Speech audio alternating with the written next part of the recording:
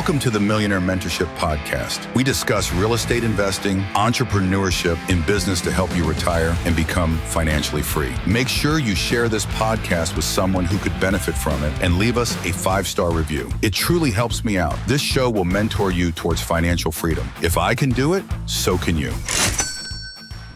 What's up, everybody? I've got a very special guest, Dave Pere. He served in the Marine Corps for 13 years, honorably, and now you have a program where you help people in the Marines, people in the military become millionaires through real estate, through entrepreneurship, and through just any sort of vehicle that they can. Tell us about your story, brother. Yeah, man. So, it's kind of funny. We were talking Marine Corps beforehand, right? Everybody joins for different reasons. Yeah. Mine was I grew up in Little Rock, Arkansas, and I didn't have a whole lot of money, didn't want to go to school, didn't pay attention to school to actually get into school for free. Yeah. I was like, man, how do I get out of Arkansas when I have no money? Oh, the military will pay for me to go places. This is great. And the Marines have cool uniforms. Let's do that. And, I loved it. But that first 7 years in the Marine Corps, I think I saw 13 countries, and I traveled the world and deployed. It was the adventure of a lifetime. Yeah. And I was broke as, Where are they paying you? Well, that's kind of a funny subject, right? Because the way this is actually really cool. Since we are talking to people who understand taxes, right? Yeah. Your base pay, the salary, and the reason everyone always says you don't get paid anything in the military, might be $1,200 a month when you first join, and then I think at the height of my career it was $45,000, which is nothing. Yeah. But that's only 40% of what you actually get. So right. When you factor your housing isn't taxed, so it doesn't get counted into that. Your food isn't taxed. Your medical, dental, health insurance, none of that's taxed. It's all allowances. My last year on paper, I paid taxes on $44,000 in W-2 income, but I basically made $120K. I was getting a $3,300 a month housing allowance. Not terrible. Yeah, you're putting basically all the money that you make in your pocket. Yeah, and you only pay taxes on a third of it, so it's maybe half of it at worst. So I'd rather that setup than here's 120 grand. We're going to take another double the taxes on it. And so it's not as everyone makes it sound terrible, but between the benefits and the ability to actually, you could use the VA loan and buy a house at 20 years old. Yeah. Is it 20? I didn't know there was an age limitation. No. I just generally by the time you get through school, really the second you hit the fleet, your unit, you'd be eligible to, depending on whether you're married or living in the barracks. If you're living in the barracks, it's actually doable. Funny enough, I know 2 guys who bought a house without even having a housing allowance yet with the VA loan when they were 20. VA loan's the best. I tell people that all the time. I'm like, Danny right now is looking for a house in Boston, New Hampshire area. Yeah. And I'm like, dude, they give you rehab money. They give you they'll forgive a short sale. They'll forgive a foreclosure. If you can get that loan, it is the best loan. Well, you got to serve in the military to get that loan or be a spouse, right? You don't have it gets kind of complicated in that end. I want to say that if you're a spouse and your husband is killed in combat, you have the access to it until you remarry. Okay. But there's a couple stipulations there. But generally speaking, the spouse can use it, but off of her, or his spouse's entitlement. They don't actually get entitlement, but yeah, they can. So when I was going to go in the military, I was lost. And so I was just looking to it was college or military. And so my dad was in the military. My grandpa was in the Army and the Navy, both retired in both of them. My dad was Navy 4 years, and was the best time of his life. He still talks about it. And so you stayed in for 13 years, which means you had a good time. I'm not gonna call him bullshit, but I'm gonna dig a little bit deeper. I don't believe you just joined just to get out of Arkansas. I think that there was something deeper that called you in there. I want to know what that was. Yeah. Because you believed in your country or something, because you're not going to put yourself in the battlefield. The Marines is not something that just everybody listen out there. It's you get Air Force, which is hey, I'm not going to get hurt, and I test height on the ASVAB, which is the test you get in the military. You've got Coast Guard, which I would say is probably a pretty cool job just because you get to see a lot of cool stuff. If I was to go back and relive my life, I would have probably joined in the Coast Guard. That's actually, someone asked me if I had to choose any other branch, what it would be, and that was my answer last month. So. Yeah, just based on where you get stationed, the cool things that you get to learn how to do, and they're always doing stuff. Oh, no, I'm in Miami, and I jump out of helicopter. Yeah, that's when it clicked. Terrible. When I saw the people in Miami, I'm like, oh, they're Coast Guard? I'm like, oh. And I obviously could get stationed in Alaska as well. But So there was a bigger calling. There had to be some patriotic thing, because you didn't stay in 13 years with just getting that out of Arkansas. No, I always make light of it because I was that young kid. But yeah, I mean, I had always wanted to be like a cop or a firefighter or something to give back. I was an Eagle Scout in high school. My parents were, I don't say missionary. I guess you could say that, but they were marriage counselors for an organization called Family Life. They run Weekend to Remember, like conferences around the country they just retired last year, but they did it for 25 years. So they lived on support. Yeah. That was kind of the environment I grew up in. And so I wanted to, I definitely the bigger calling. And you're right. I joke about like, I wanted to get out of the country, but yeah, the Air Force or the Navy or, the Marine Corps is not usually the branch you go to. It's for bullet sponges. You want to see battle. That's it. Yeah, it is. It's the adventure of a lifetime. Right. Or it can be. I mean, I guess it depends on when you join, and what you do. But yeah, it absolutely can be. What did you do in the military? I was a truck driver. Nothing sexy. I was a motor T. I drive basically got paid to drive all-wheel drive vehicles around in the mud. But I joined in 2008. So when I joined, there were still, height of Afghanistan. And so I might have been a truck driver, but I went through like infantry machine gun leader school, pre-scout sniper school.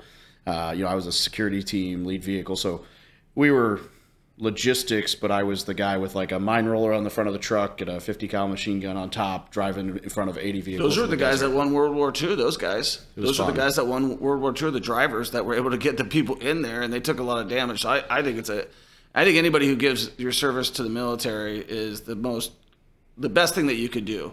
And just for my dad, just living through my dad vicariously, my grandpa, I can tell you that the camaraderie that he built in there, and this is going to go to one of my first questions that I have for you. And I think I really want the audience to understand, because I think I know your answer, and I don't know nothing about you, but I always think it's super easy if you understand real estate to become a millionaire. And so my question to you is, what was hard? What do you think is harder, becoming a millionaire or 6 months of boot camp in the Marine Corps?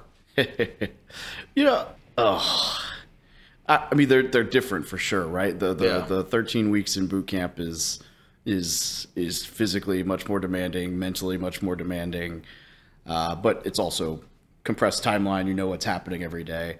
I would say probably the time in Afghanistan was more of a trial than boot camp. Like boot camp is really, it's a mental game, but it's you just do what you're told, stay out of trouble. It's easy. And you're with other people. You don't be the one who's slowest. You're not the last guy. You're good, right? Like I barely got picked on in boot camp. Funny enough, years later, my senior drill instructor replaced me at one of my units and didn't even recognize me. And I was like, I did my job. Like you had no idea who I was. I stayed under the radar, but dude, real estate really is not that complicated. Right. Like it gets, you can make it sexy, but if you do like the simple, consistent thing, right, it's boring. It's super boring. It's like, oh, I bought another house. Yeah. Okay. I'll wait 20 years and that'll be cool. Yeah. It's at the base level. It's really not that. No. Yeah. But you've gotten into a lot of things. Where did that start? Did you start that in the military? I did. I was, 7 years in, to your point about adventure. I had blown all my money on tattoos, women, supplements, cars, motorcycles, guns. Is that a rite of passage? Because I think Danny had the same thing. Yeah. Every Marine does the same thing, or they were married already and maybe they kept their head out of their rear. But no, I made all the mistakes, right? I remember getting out of... Well, you're only young once. It's true. I don't regret any of it, but I definitely, 7.5 years in, I'm on recruiting duty, working ridiculous hours. Right. And I'm like, this sucks. I can't quit because I'm broke. Yeah. Like, I'm stuck. And somebody handed me Rich Dad, Poor Dad, the book that starts it for a lot of people. Yeah, for me. Yeah. Started it for me. And I read it, and I was like, oh, this is cool. And then I found Bigger Pockets. Yeah. And I was like, I'm going to buy a duplex. And everything changed from there. Like the moment I saw, oh, I'm living in one side and this doesn't cost me anything to live here. Yeah. And then when I moved out and it started paying me, light bulb, I was like, I'm going all in on this. And so I went, in the next 5.5 years, I bought, I think I exited. This is still in the military, about 7 years into the military, or 8 years into the military. Yep. You got your first duplex. Yep. And about the next 5.5 years, I bought, I don't know, it was like 116 doors. It was probably like 30 or 40 properties. In the military. All in. And all your other dudes are doing what? Call of Duty on the weekends, drinking, fishing, whatever, They're living a good life. Yeah. But yeah, so when I exited in 2021, So you're fresh out, man. yeah, I was in a spot where I never had to take a job again. I mean, it's been 3 years now, and I pay more in payroll now than I ever made in the military, and it's been a one of these journeys, but it's fun. Yeah, real estate.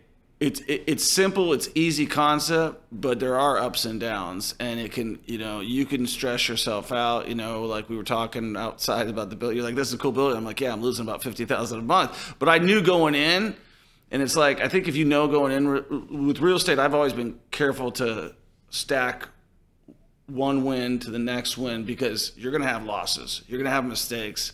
We talked about that. Tell me about your portfolio right now. You said you exited the Marines with 116 doors?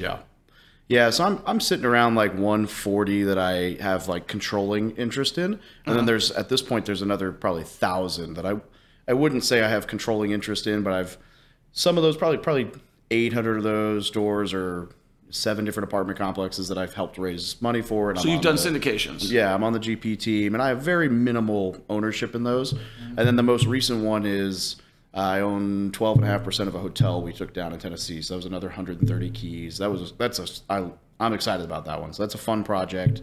What makes you excited about it? Because I love the hotel space. I feel like as somebody who's stayed in a lot of hotels, they do so many things wrong. Like if you could eliminate the front desk and just have it where there's a kiosk there, and I could say like, hey, here's my credit card. That's what you wanted anyways. Here's my ID. That's what you wanted anyways.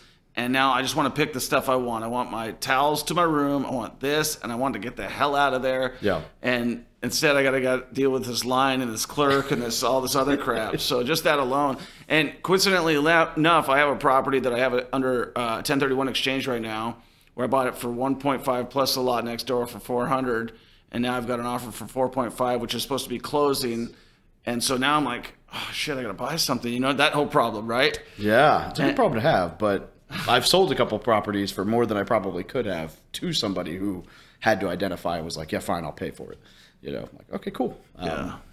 So it's 130 keys. It's an old, it's a cool, log cabin, exterior, green roofs, 8 buildings on 12 acres. In Tennessee? Tennessee. What part of Tennessee? 2 miles outside the Smoky Mountains. So that's like Gatlinburg area? So if you see the map, I'll try to do this backwards for you. Like Smokies, there's like Gatlinburg, Pigeon Forge.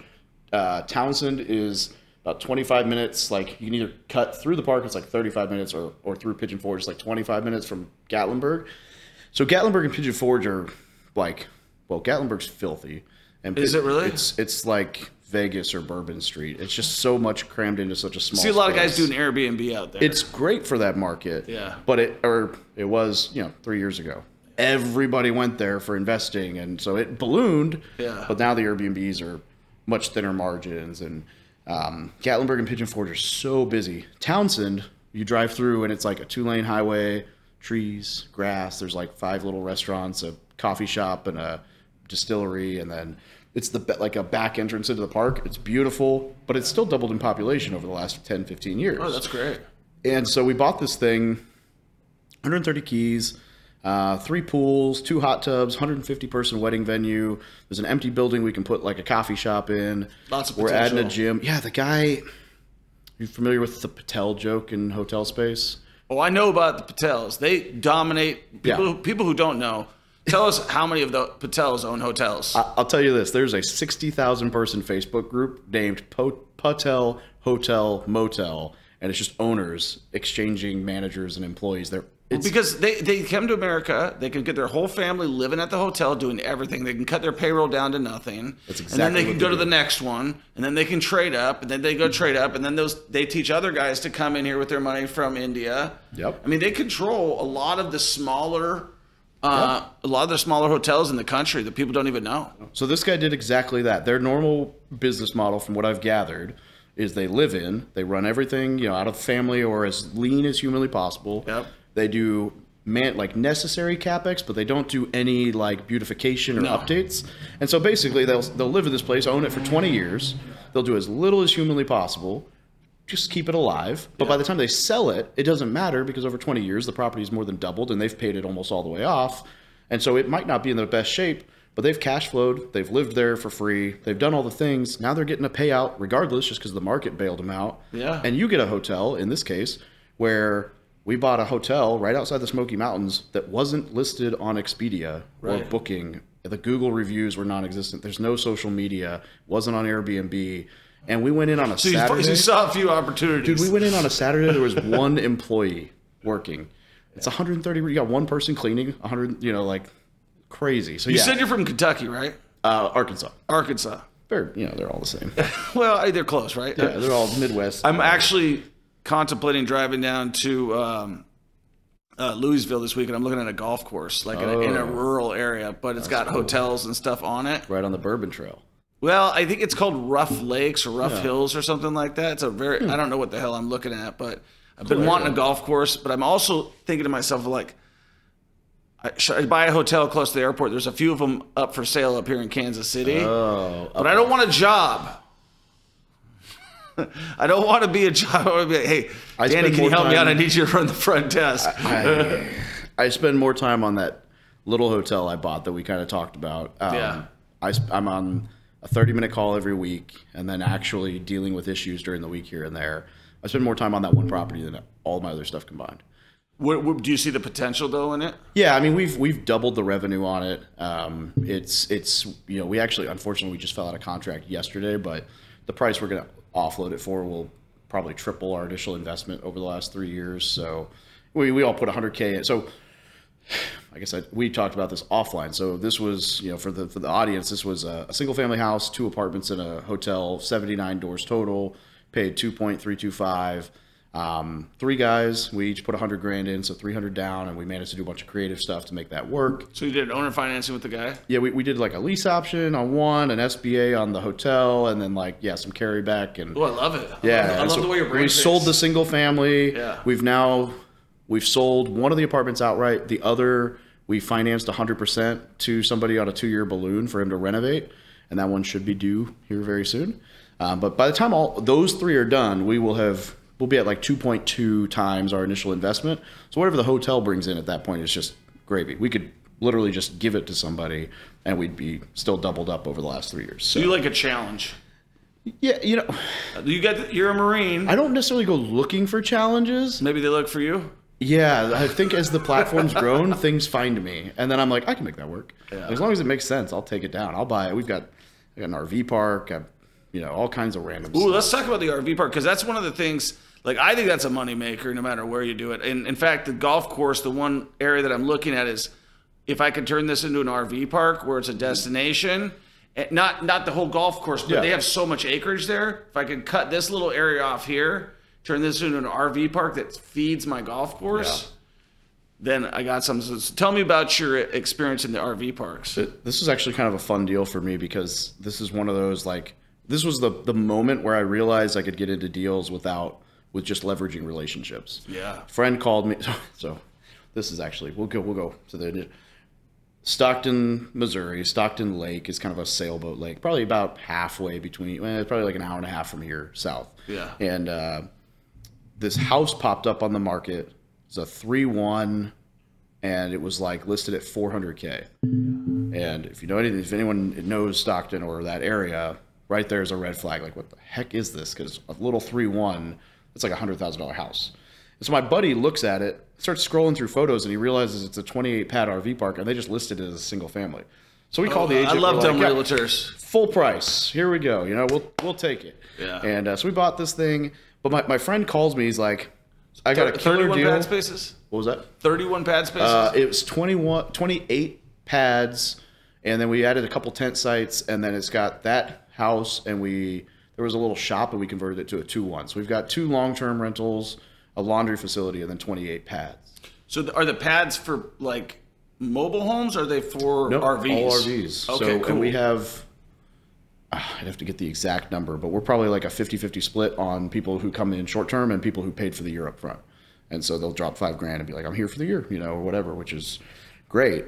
And so my buddy calls me. He's like, I got this killer deal. Here's the numbers. I need $100K to take it down. I'm like, cool. How much will you give me if I was like, at the time I didn't know anything about asking for equity. So I was like, I know who will give you that money. I'll call him. If he says yes, I want 5%. He's like, okay. And then they gave me 10%. I was like, oh, sweet. And I did nothing. I brought that guy in off of one phone call, yeah, an email or I brought my lender in, and that was it. And I basically am hands off, other than I run like the Google profile because I understand the marketing side. That was like my kind of eyes open, like, hey, I just got 10% of a, $10,000 a month RV park for making a connection, two connections. And that's kind of, I've started to move, a little bit closer to that. We just closed a 13 single family portfolio package, and I got 35% for, again, one phone call, raised the money, and I signed on the loan. And that's so important because, as you know firsthand, you run out of money. Like, I'm always telling everybody, I'm like, hey, you want to buy this deal? I'm like, I don't, like, there's not like a money tree out back that I can just go pick up.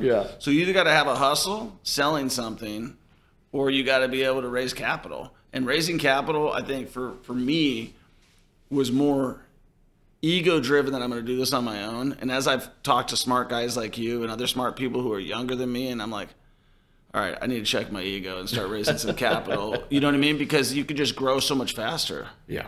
I mean, there's definitely responsibility that comes with it, and there are some growing pains and stuff. For sure. But as far as scaling, like, finding the money is way easier than a lot of the other problems to solve, as long as you're a decent person. Yeah, that's the thing, is if you already have the reputation, which I feel like I have, people trust you, which I feel like that's the case, then you just got to ask. That's it. And then you got to let people know that, like, hey, this is a real estate deal. It's not the stock market. Don't be looking for that thing to go up. Don't be looking to pull out the next day. Hopefully there's no cash calls. Oh, yeah. Luckily, I think I've been in one deal like that. It was the very first thing I ever raised any money for. And we didn't cash call from LPs. It was just us. And really, it's not been that bad. It's doing fine. We closed in March of 2020. So it was like we closed, and then the world shut down, and we were like, this is an unforeseen problem. That's hilarious. This could be different. All right, but it's been fine. Similar situation. So I moved out here, like I told you. In 2019, I started looking at the market to invest in. 2020, I'm all the way in. I'm buying. I'm at like 40 houses. I'm 1031 in exchanging. I'm buying houses like crazy. And then the world shuts down. I'm buying a house over here in Grand, or buying a big old property here in Grand with my partner in Louisiana. And I said, I don't know what the hell this is. COVID just happened. I said, but I know we need to back out of this deal unless we get historical tax credits. And that property took another 3 years to sell. And I'm glad I didn't buy it because I ended up with this one, which has its own host of problems. Great location, though. Yeah, this location trumped everything. The fact that a bank owned it trumped everything. We just got to get to cash flow now. No, it's a super. Like I told him when we were breaking the fourth wall, that's like there's a guy over there. So if you're watching the podcast, but I told him as he was walking me in, I was like, dude, this is a beautiful building. Like the opening when you walk, you're like, it's awesome. I fell in love with it. I was looking at a property that was half this price that would have made more sense because I was doing this for my business and because I knew it had potential. But I knew it was going to take me time. Now, originally going in, I own a lot of office buildings in Las Vegas, so I filled them up, and I knew I might have to make them smaller to get them rented. And so we did that with one of the floors. The 7th floor already had kind of that, so we just kind of squared up some things, and we thought, well, that's going to rent right away, and that didn't. So now I'm like, all right, I'm going back to what everybody told me, which is multifamily, and I'm probably going to end up converting this into multifamily, which I'm probably going to be doing as my first syndication deal. Meaning that I'll do a reverse syndication because I already own the property. And I've stayed away from syndications because it's not my bailiwick. You know what I mean? I'm like you. I'm the visionary. I'm the deal guy, and then not a detail dude. At least I'm not. Oh yeah, no. I'm speaking directly to somebody. Yeah, it's like I don't have the time to go look at that spreadsheet, and the numbers do lie for people who are saying out there. Guys who do numbers who have never done construction or have never dealt with contractors, they're like, well, the numbers look great. Have you ever done a deal? And most syndicators who raise money and lose money for investors, they started in syndication and they never did a single family house, or they never did anything like that. I got a few questions that I wrote down. I want to get into with you, Dave. One thing I liked, I was looking at your podcast, and in the back it said no bullshit. So I feel I'm very much the same way, but I do believe, and this is not even a pre-scripted question, but you do have to censor yourself online. Do you feel like you have to censor yourself a little bit? I would say politically, yes, which is funny because if you were to ask me on the uncensored side, I'd tell you I'm about as neutral as humanly possible. Yeah. Like if libertarian was a person, I'd probably be that guy. That's me too. I'm like, just leave me alone. Like I don't want the government here. You don't want the government here. Let's all leave each other alone. Go live your life, whatever. But even that being said online, like we were talking earlier, you had a post that you said, you know, one way you got this kind of engagement, the other way you made this kind of engagement. Right. I had one the other day. I tried to not even mention politics. I basically, it was on the that when Trump said he was going to bring the FEC in, the federal election campaign, to see. I went through your stuff this morning. I saw that post, and I basically said, "Hey, I don't actually know anything about election campaigns, but I'm looking at this from an SEC perspective. Yeah. If I raised money for you and then was like, hey, we're buying this building. Never mind, we bought that one. You'd be able to come after me." Well, yeah. And the whole world went off on that comment, the comments, and I'm like, I didn't talk politics at all. I talked about what I think, like why there might be some validity to the question for where the money goes. You know, the one thing I would tell you though about politics in general, and I think it's something that as you get older you start to understand a lot more on, because I didn't know what partisan even meant up until like probably 10 years ago. Yeah. And I think that one thing that you know is that all these guys, I don't care if you're on the left, you're on the right, they're all lying to you. They're all telling you what you want to freaking hear. And they're using the same shit, like Make America Great Again for Trump. That's been used by Ronald Reagan. It was used by Bill Clinton. Okay, so they're not just, they're using the same playbook. Yeah. They're pulling on your emotions, and they're dividing the country. Yeah. So if we got to, and taxation is theft. I just posted on this. I saw this the other day that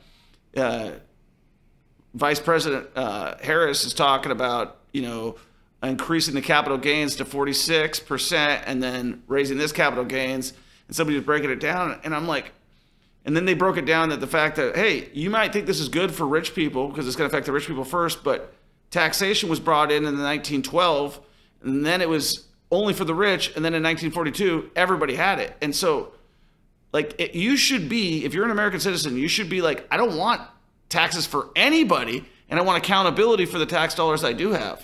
Yeah. Yeah, and oh my gosh, capital gain. I mean, what's that going to do? People will either, one of two things, they'll either not buy, or they won't sell. Right. Neither of those helps the economy. Right. Like if you decide, hey, you know what? If I sell this, I'm going to pay millions of dollars in capital gains tax. But if I die and give it to my kid, nobody pays any taxes. Yeah. Problem solved. I'm going to die with this building. Like that's going to be the answer. Because they were talking about getting rid of the step-up cost basis for farmers, because there's an exemption. And you know, my former father-in-law is a farmer, and he was talking about it, and I was like, dude, we were running the math, and I was like, he owns 500 acres, 400 acres. Well, that's a lot. Some of them were at 80 cents a dollar, you know, 40 years ago that he got from his dad. And I'm like, if you bought this at value right now, you'd be losing $100,000 a month on this farm. He's like, I don't know if it was exactly that much, but I mean, nobody could afford it. Yeah. So the farming would just go away. Yeah. That, you know, like if you can't pass it to your kids, like it's gone. And that's one thing, you know, being the fact that you're a patriot, and these are not scripted questions, I just want to go through them a little bit. Like, you know, I grew up with, like, in my mind, you know, the Pledge of Allegiance, you know, I remember, like, specifically sitting in 3rd grade and watching the Challenger blow up. Oh, yeah. Maybe it was 2nd grade. Like, they had it in there. I remember that whole thing happening as a kid and being like, that is devastating to our country and everything like that. And then I remember, you know, when the World Trade Center got blown up and how unified everybody was. Like people, I grew up in Washington State, people just rolling down in their trucks with their American flags everywhere. And I think if just people like focus on our similarities versus our differences, and like the fact that like, but there's people are just being toyed with politically with their emotions so much that they can't see the forest through the trees. No, and it's just crazy. So one question I wanted to ask you is, number one, you mentioned it before that like the reason that you started investing is you had no money, but where did the burning desire to have money come from? I don't think it was even the desire to have money. Like if you ask most of the people who are really close to me right now, I probably still to this day care too little about money. And I'm overly generous with like, I won't fight. Like I paid a guy $10,000 to sign a paper saying he'd never use my name in public again. After my attorney told me, you don't owe him anything, just tell him not to say it. I was like, nah, you know what? I don't care. Like whatever makes this go away, you know. And not to say that's the right move by any means. My attorney could have saved me a lot of money, but or could have made himself a lot of money. That's fair. But I live in this world where I'm like, money, fight him to the death. Money comes and goes, and there are other ways to solve problems, right? And so I don't know that money was the thing. For me, it was, I want the ability to do, the freedom, like what I want, when I want, where I want, without having to call in sick or ask for time off or, it really, money solves those problems, but I don't know that it was ever, in fact, probably the fastest way to turn me off when I meet somebody is if I can tell that money's all they care about. Yeah. I'm like, you're desperate. You're going to screw me at any, drop of a hat for $1. Like, I'm out. Well, I'm going to disagree a little bit there. Yeah. Because I was 100% money motivated, Yeah. but I had good morals.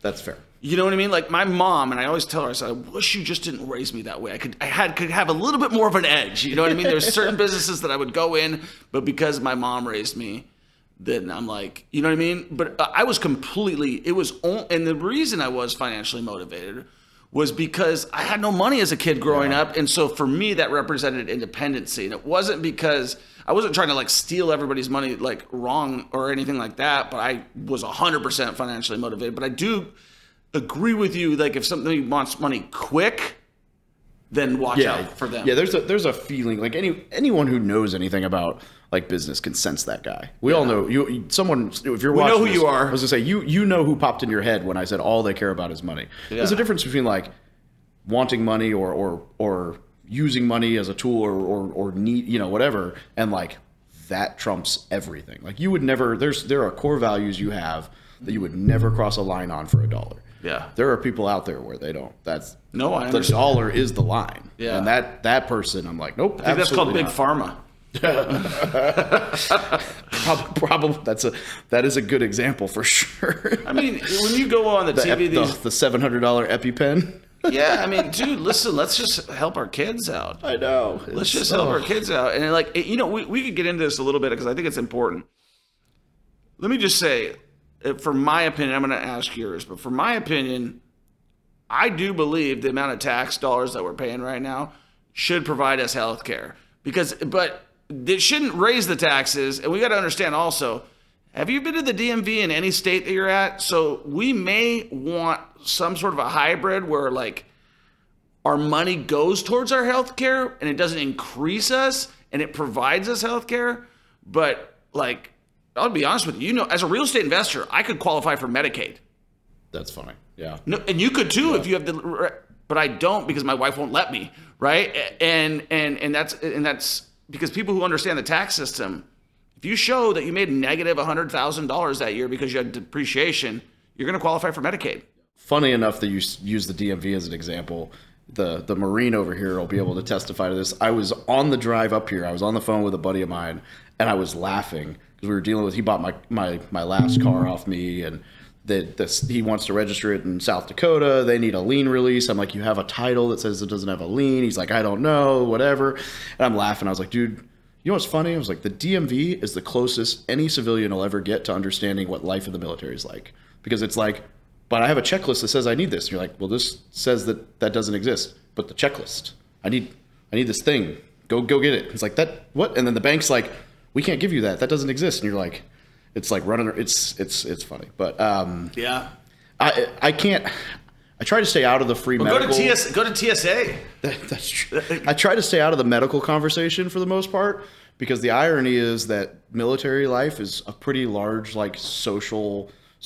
I don't want to say socialist, but like the military is a socialist like platform in its own way, right? So like I'm 100% disabled, quote unquote, like permanent total with the VA, so I have free healthcare for life. Yeah. And so I'm like, I really don't have a right to like put my dog in this fight. Yeah, that's true. I'm enjoying it. So you're right. I think it would be, at least from the standpoint of when you talk to people and you realize what it would do to costs of everything, like the whole system wouldn't collapse. Like I agree. Yeah. I think like healthcare should be, with the money we put into the system, if we just stop gouging the prices and like let it settle. Well, like you just said with EpiPen, or with somebody who's if you're in the hospital and you realize that your drive to the hospital cost you $20,000 before you did anything, and they really didn't do anything for you other than get you there and then give you a $200 aspirin. It's just like, come on, there needs to be some. So I would just say maybe some oversight. Yeah, I'll Uber you to the hospital for 10 grand. All day. CPR certified. I got you. Awesome, man. Dave, I guess the biggest question I have right now is like, your audience is mostly military or geared towards people in the military.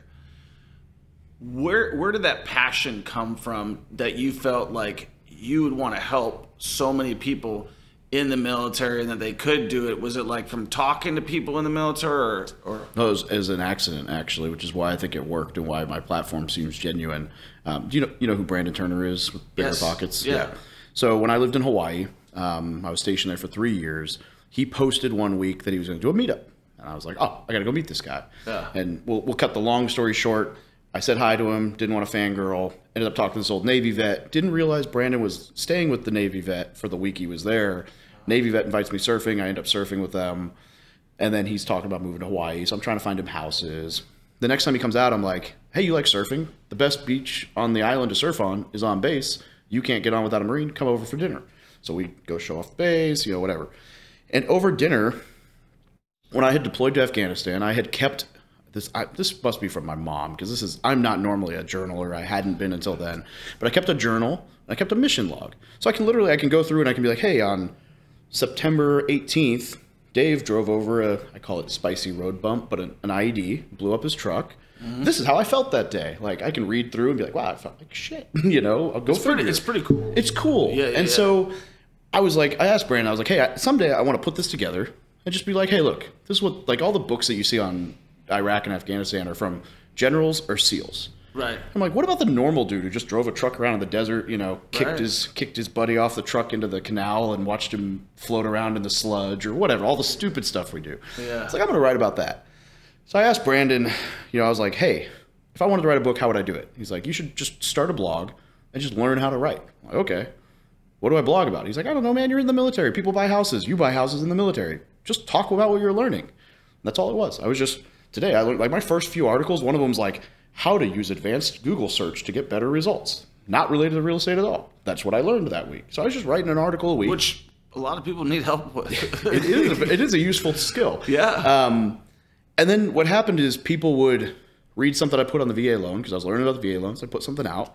And they'd have questions. And I'd get the same question 3 or 4 times. I'd be like, you know what, I'm going to go study that, and I'll write it. And so, accidentally, I kind of did this SEO magic where I just covered everything on military-related real estate topics. And then the platform... No plan. No plan. It just took off.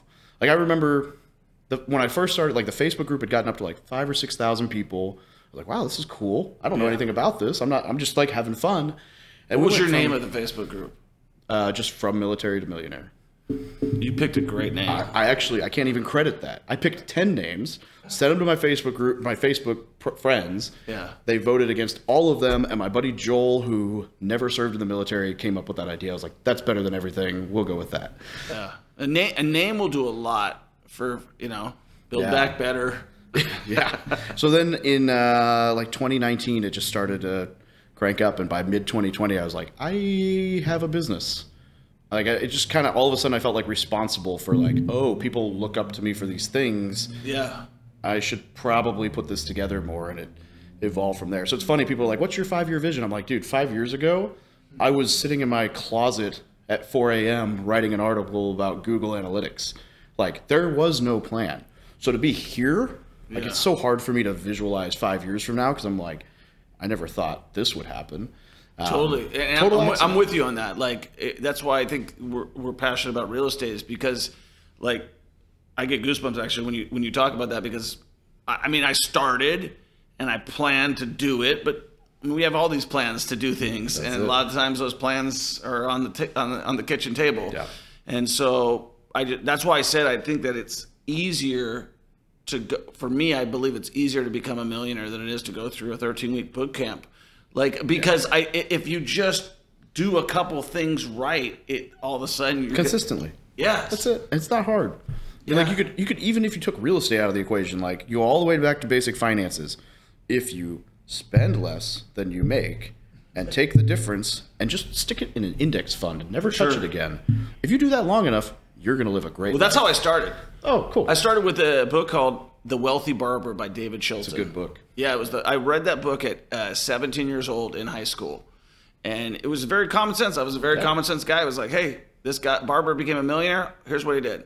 He saved his money, pay yourself first, and then he put it into index funds and do that. And so I did that for a long time and just became, I mean, I got $90,000 by the time I was, I don't know, 26 years old, just by doing that methodology. Which, if you'd never touched it again, would have been, you know, $700,000-$800,000 by the time you went to retire. And you would have kept, like, that's what, it's so funny when you see people online who are like, you got to get rich fast, you got to do all these crazy, sexy things. I'm like, dude, literally all you have to do is save 10% of your money and put it somewhere that earns interest. Well, let's talk about that, because I think we're very similar. So a lot of people say, especially a lot of these young guys, and the reason I'm going to tell you that I think differently is, like, I'm a risk taker a little bit. Yes. I will tell you that. So when I started, I bought one house. I bought my first condo in 2002, and so I was 22 years old, and I did that as like, hey, I'm just gonna. It's called house hacking now. I just rented out the room. Yeah. Okay. You know, and then buy my next one. It's a live and flip. I didn't even know the value. I didn't know the ARV. I didn't know. I just know that I was getting a good deal, and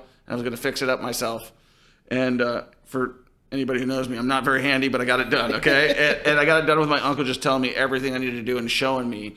And then I figured, well, I got this thing figured out now. And my cousin, who's a gym teacher in Vegas, is like, dude, the market's blowing up here. It's going like crazy. And I'm talking to my mentor at the time, who's my real estate agent. And we were trying to buy duplexes and stuff like that. And I was like, what do you think about this? And I was trying to buy these apartment buildings or these condos in Seattle. And I'm like, what? He's like, you're speculating. You're not supposed to speculate. Well, I'd speculate in Vegas, and the bottom dropped out. Oh, yeah. So I almost went through bankruptcy. I almost lost everything, but I held on, like literally held on, like sleeping on couches and doing all that thing. And then once I got even, I became so afraid of debt because of that, it almost taken me under, that I bought all these houses for cash. Oh, nice. In like 2009, 2010, 2000, as things started going good. And it wasn't like a plan, like you said. It was just like, hey, I have this problem here. How do I get my negative $2,500 a month to zero? Yeah. So that and then once I got to zero, I'm like, why wouldn't I keep going? Exactly. And so the question is, I'm framing it that way, is that there's a lot of guys online that are saying, debt's a good thing, debt's a great thing, but debt can take you under. Absolutely. And so what are your thoughts about debt? Yeah, so I think it depends on where you're at in your life cycle, right? So like I had no money going in. I didn't really fully understand creative financing. I leveraged to the hilt. Mm-hmm. Like I tell people online, I'm like, I've never put more than 15% down on a property. That being said, after those first 3 or 4 deals, I bought way under the value. So I might have put 85% loan to value, but I bought at a 40% haircut. So my loan to, my actual loan to value, not cost, was way better. Now, as I've come out of that, like when I first bought it was like D-class, this cash flows, high debt, this cash flows, hold on, let's see what happens. Yeah. Now that I've gotten to a place where I'm like, okay, I can breathe. Yeah. I'm like, okay, we're going to sell the underperforming ones. We're going to consolidate. We're trying to get lower debt. Like the goal with those 13 that we bought, the portfolio. Yeah. We buy 13. We raised 200. We bought them for 350. It's obscene. Small town, off market, whatever. Yeah. Great deals. But we're basically going to end up selling like 5 of them after we renovate, and the other 8 we'll probably own on 30% loan to value. That's my goal, is like low. The more I go, like I'm kind of at this point now where I'm like, okay, I'm going to pay off this house, and once that house is paid off, I'll pay off that one. I'm still buying, but I'm slowly getting rid of the debt on house to house. You realize it? Oh yeah. So I do agree with you. Like when you're starting off, you got to take on debt, but the people who are like, yo, I'm in $800 million in debt, and I'm like, and I called it. I'm like, all it's going to take is interest rates to go up, and you're going to see a lot of these people. And I didn't think they were going to go from 4 to 8, and because I was in the middle of it, I'm always thinking 6 months out on my flips and on all my stuff. And I'm like, okay, I'm going to be taking some hits this year. But the reason I say that is, I think you're right that if you are brand new and you don't have any money, you really don't have any risk, because you didn't have anything to begin. What else are they going to come after? Yeah, but as you're starting to grow your portfolio like you have, now you're concerned about that risk. Yeah. And the other thing that you mentioned that I didn't mention is I wasn't buying at discounts. I was buying new homes. Okay, so So that you know, I would say if you're taking on debt, yes, as long as you're buying the properties right. Yeah, I think the most important thing, and this is what at least Midwest investors have figured out. Like, there are definitely appreciation plays, appreciation markets. There's ways to force appreciation. That stuff is great. But the key to real estate, this is why I love real estate. It's so simple, is if you buy something, as long as you can afford to hold on to it, you'll win eventually. Yeah. So like, even like your properties took a nosedive in the recession, and if you still have them, you're doing just fine on them. Yeah, I held on to it for 17 years. See? And so it's like, that's why I like cash flow. I'm like, as long as this thing pays me to own it, yeah, it doesn't matter what the market does in the short term, because I'm a long-term guy. So as long as I can afford to hold it until then, no matter how long it takes, eventually I will win on this. Might not be as fast as I want. Cash flow wins. But cash flow wins. It makes it so much safer. Yeah. You can take big bets when you've got, you know, $15,000, $20,000 coming in, and you're like, well, that sucks. We'll just cover it with a little bit of this, and then eventually it'll be fine. Like, that's a lot easier to stomach than, you know, say some of those guys who went all in on Bitcoin at the top. I'm like, dude. Yeah, what's your collateral? Yeah, I'm like, you know, if good on, like, I'm nothing against crypto as a small portion of your asymmetric bet. Like 5 to 10%. Someone posted in my portfolio, in my group the other day, he's like, I lost $200K on crypto, and now I'm thinking to sell a house to cover it. And I'm like, how did you have $200K in crypto? My hope is that he meant it went up $200K and then he lost it, but it doesn't sound like that. And I'm like, how do you as a brand new investor end up with 200 grand into crypto if you don't even understand it? Well, there's nothing to understand, because it's completely fake. I mean, it's just like, you know, I've got friends of mine who started NFTs and stuff, and they're trying to get me into them, and I'm like, so these are guys I respect. Yeah. So I'm like, well, what do I get? And one of my friends said, receipt. I said, I'm out. Like, I'm not like, that's another scam. It's another, like. Do you know Steve Trang? I know Steve Trang. He's in one of the masterminds I'm in. Family? Are you in family? I'm not in family, but I'm in Collective Genius. Okay, yeah. And are you in family? I've been to one or two of their events. I think I'll join this year. You want to hear something about family? When I went to go look at that, yeah, I'm looking, and I had hired this tax lien coach who was a total scoundrel. And I saw him. He was in there. I was like, oh, I'm definitely going to run into him. And I put him on the mat, dude. When I'm talking about, like, because we went to this deal in Tampa, Florida, to learn all about tax liens. And these guys did a great presentation. I'm not going to say his name because I don't want to embarrass him. But they did the whole thing right. Like, it was a small group. They knew their information. They were excellent presenters. The value, like, I think me and my buddy paid $2,200 to go to the event. And for me, I thought it was a great event. They did like a whole prayer thing, and it was funny. So then they're like, hey, if you guys want to partner with us on buying some of these tax liens from mature tax liens. And we were like, yeah, sure. And then we found out the guy that was selling them tax liens, we already had a better relationship with him than this guy's did. So we got the behind the scenes, like, and the guy's telling us, like, dude, these guys don't know what the fuck they're doing. And so finally I realized, as you know, in an investment, the first money out is the only money out sometimes. So I'm like, telling my partner, I'm like, we're getting the hell out. But when I was looking, and somebody's like, you should join Family. It's a coaching community. And I look and I see him on there, and I'm like, I don't know. But are you in it? No, not yet. I might join at some point, but I should at least bring this full circle so people don't think I'm talking shit about Steve. I love Steve. Oh, yes. I had him on my podcast, and I was like, what's the biggest, like, the worst financial purchase you've ever made? And he points above him, and I was like, what's that? He's like, that's a blown up picture of an NFT I paid $120 for, and it's probably worth $15 now. And I was like, all right. So, like, anytime someone brings up NFTs now, I'm like, that dude's like the king of wholesaling, like, sales. Mm-hmm. He's the man. He's a great sales trainer. But he stepped outside his box. And that's exactly what his point was. And I'm like, doesn't matter. Like, that was a speculative bet on something outside of his box, and he hung it above his head to remind him. You know what's crazy about a lot of those guys who do the wholesaling, like even Steve and all these, because I know Steve, and I know a lot of these other guys. They don't invest in real estate. They wholesale. It's a business. Yeah. I sold my wholesaling company because I hated it. Yeah. I was like, this is terrible. It's a tough business. You gotta feed the beast. Yeah. Every week. Yeah. Every day. It's like recruiting duty. Hey, you enlisted 3 people. Great job on your month. It's the first. What do you have now? What? Go again. No, I mean, wholesaling's great, but, it's hard to do it honorably. You know, we do wholesaling here, and I have very strict guidelines. Danny can tell you, we are transparent. We tell them the process, and so many people lie. Yes. And most of the wholesalers out there are liars. Yeah. They don't have any experience. They're playing with somebody's biggest asset. And I found that if you're just straight up with people and you're real with them, like, hey, we're going to make money. We're not going to be able to offer you the most amount of value, but we can be transparent with you. We can be straight up with you. We can have a good relationship with you. And at the end of the day, we tell people we're just looking for a testimonial that we did what we said and said what we did. And if you're good with that, and we would tell them we're not going to be the highest price. If you're looking for the highest price, you're going to have to find somebody else. And this is how we're going to sell it. Sometimes we can step in your shoes and cooperate with innovation and do stuff like that. And I've been out of wholesaling since 2013. I just literally got back in within the last 3 months because, number one, Danny's here now. I want to teach him my skill set so that he can get that operation going.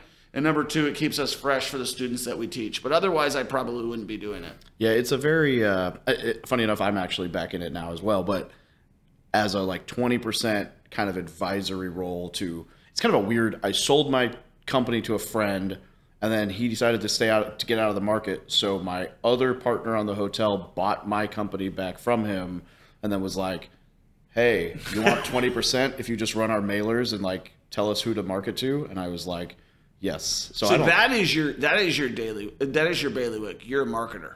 I think that's it. And it's an accidental thing, but I don't think it's too accidental. Well, I mean, I guess that I've had no official training. But I just you understand learn as I go. And I'm what it is are you familiar with the disc profile? Yes. Yeah. I'm a 99I. I'm a 99D. So we could blow up the world together. Yeah. But when it comes to people. 99, seriously, I got tested. Yeah, same. Yeah. So I'm I know people. Now the downside of that is I want everybody to love me. I people please a little bit. I've had to fight through all of that to where I'm it's okay if you don't like me. Pound sand. Yeah. But it's tough to take in the beginning. But from the marketing side, when it's how do I want people to get from here to here? And that's easy for me. I'm oh well, if he does this, then he'll do this, then he'll do this. Okay. So break that down from from when you said, hey, I want you to run my mail or I want you to do this. What? And you were mentioning Google Analytics, so I knew you were a high integrator. Yeah. In that, just to let you know, sales wins, but it wins for always. But you'll never be able to scale unless you got integration down. Almost everything I do is organic right now. I ran Facebook ads for 3 months. I'm going to start up again soon, but almost all of my business is organic. And it's because I'll sit down and I'll go, hey, if I want to get this person here, how do I get them into, you call it the funnel, but just the group, right? And so you mentioned some of my videos on YouTube have taken off. They're not necessarily the real estate ones. Some of them are, but some of the, my highest performing YouTube video is basically why Marines aren't allowed to put their hands in their pockets and other dumb rules for Marines. Because I was how do I get a young Marine to find me? They don't, an 18-year-old Marine doesn't know anything about real estate. That's fine.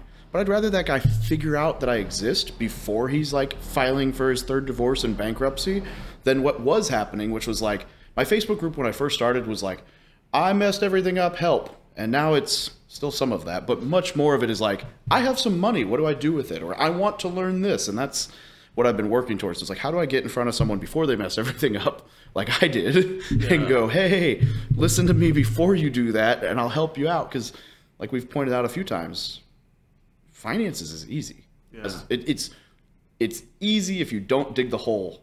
Right. People dig the hole and then it's way harder to get out of. But if you don't dig the hole, especially the military, you join the military, 18 years old, healthcare, dental, medical, housing, food, cars, whatever. It's all paid for, right? Yeah. You're financially free. Yeah.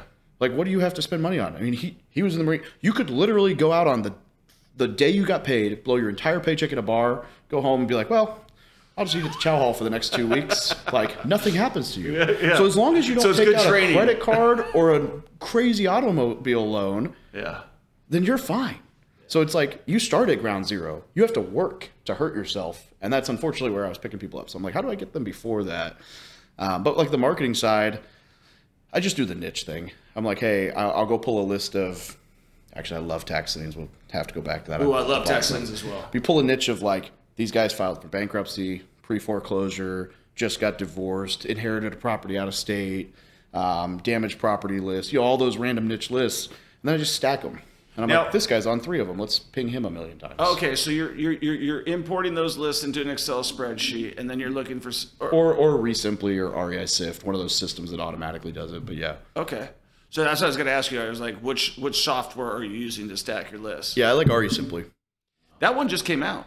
So the CRM's been around forever, and I used to use REI Sift for stacking, but they just added stacking to them. So I was like, well, I'll save some money and roll it in here. But okay, that's awesome. So, and that's mail.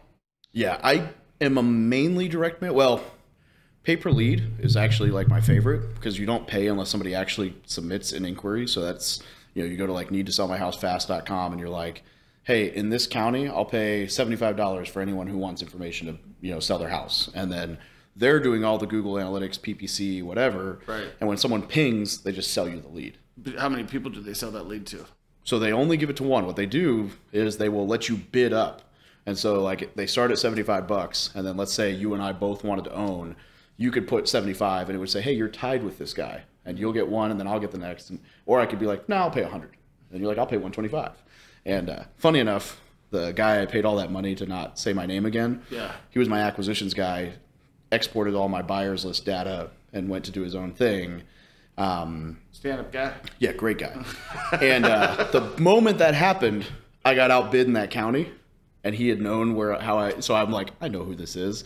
I was like, I also know how much he can pay. So it was like $225 a lead, and I was like $700, and I was like, meh. And let's go into that because I want to help people. Like, I don't care if they're my employees, I don't care if they're somebody else. Like, but the way you exit things and the way you do things, like when I left a guy I was with for 10 years. He was my mentor in Las Vegas, and I stayed with him. And then he was going a different direction, and I didn't want him to be there for a while. Yeah. But when I exit, I just told him, I said, I'm thinking about exit. I'm having that conversation with you now. I appreciate you. When you go and backstab someone, you know what? You didn't need to do it. It shows that you're a coward. It shows that you're freaking, like, if that person whose name we won't mention. Yeah, we won't mention. Had come to you and said, Dave, I'm thinking about getting out of here. What's your recommendation? I'd really like to work with you. You've been such a great influence. What would you have said? I would have helped him out. Right. I would have been like, just don't screw with this or this, and we're good. Like, I don't care if you compete. We didn't have a non-compete. Like, that doesn't bother me. Yeah. Just don't export the data. My investors. Don't steal my shit. Yeah, don't take my investors, and don't be above board.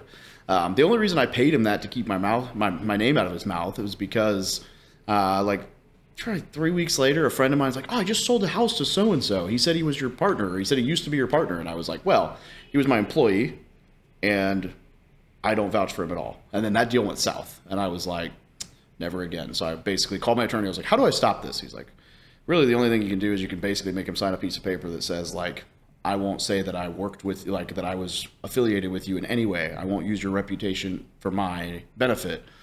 And he's like, that might not necessarily stop him, but if you ever hear about it, you'll be able to go after him. Because I told him when we went through everything, I was like, basically what I did was like, here's some money, and I won't sue you for all the damages of all the stuff you exported. Yeah, it's a settlement. Yeah, I'm not going to sue you for this. But if I find out you're using my reputation, I will sue you for all of this. Yeah, and that was basically you violate our contract. Oh, we've been good. Been 2 years now. I don't know anything about him. That's good. I'm fine with it. And sometimes going through those types of things makes you a better businessman anyways. I mean, listen, I'll tell you, I got my clock clean. I can't talk about it. But I took a deal all the way to the Supreme Court that I could have settled for $4,500. And I was right, but I lost in Supreme Court. And I would have taken that too if I was right. Yeah, 100%. I was like, I don't really care. Now looking back, should I have settled it for the fact that I was right and these guys were not? And I didn't know that the guy who sued me his dad happened to be on the Supreme Court and a lot of those other things.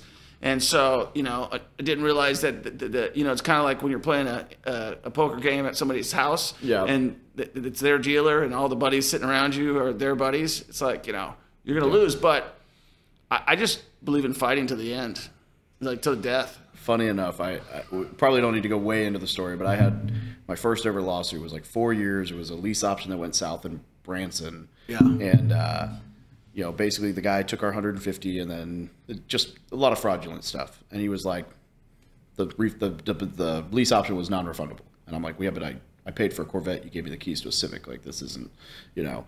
He had done it to 4 or 5 other people. I know 3 of them I almost got to testify, and then I'd heard rumor of 2 others. So like 3 to 5 other people had this guy do this scam. Yeah. All of them had enough money that they rolled over.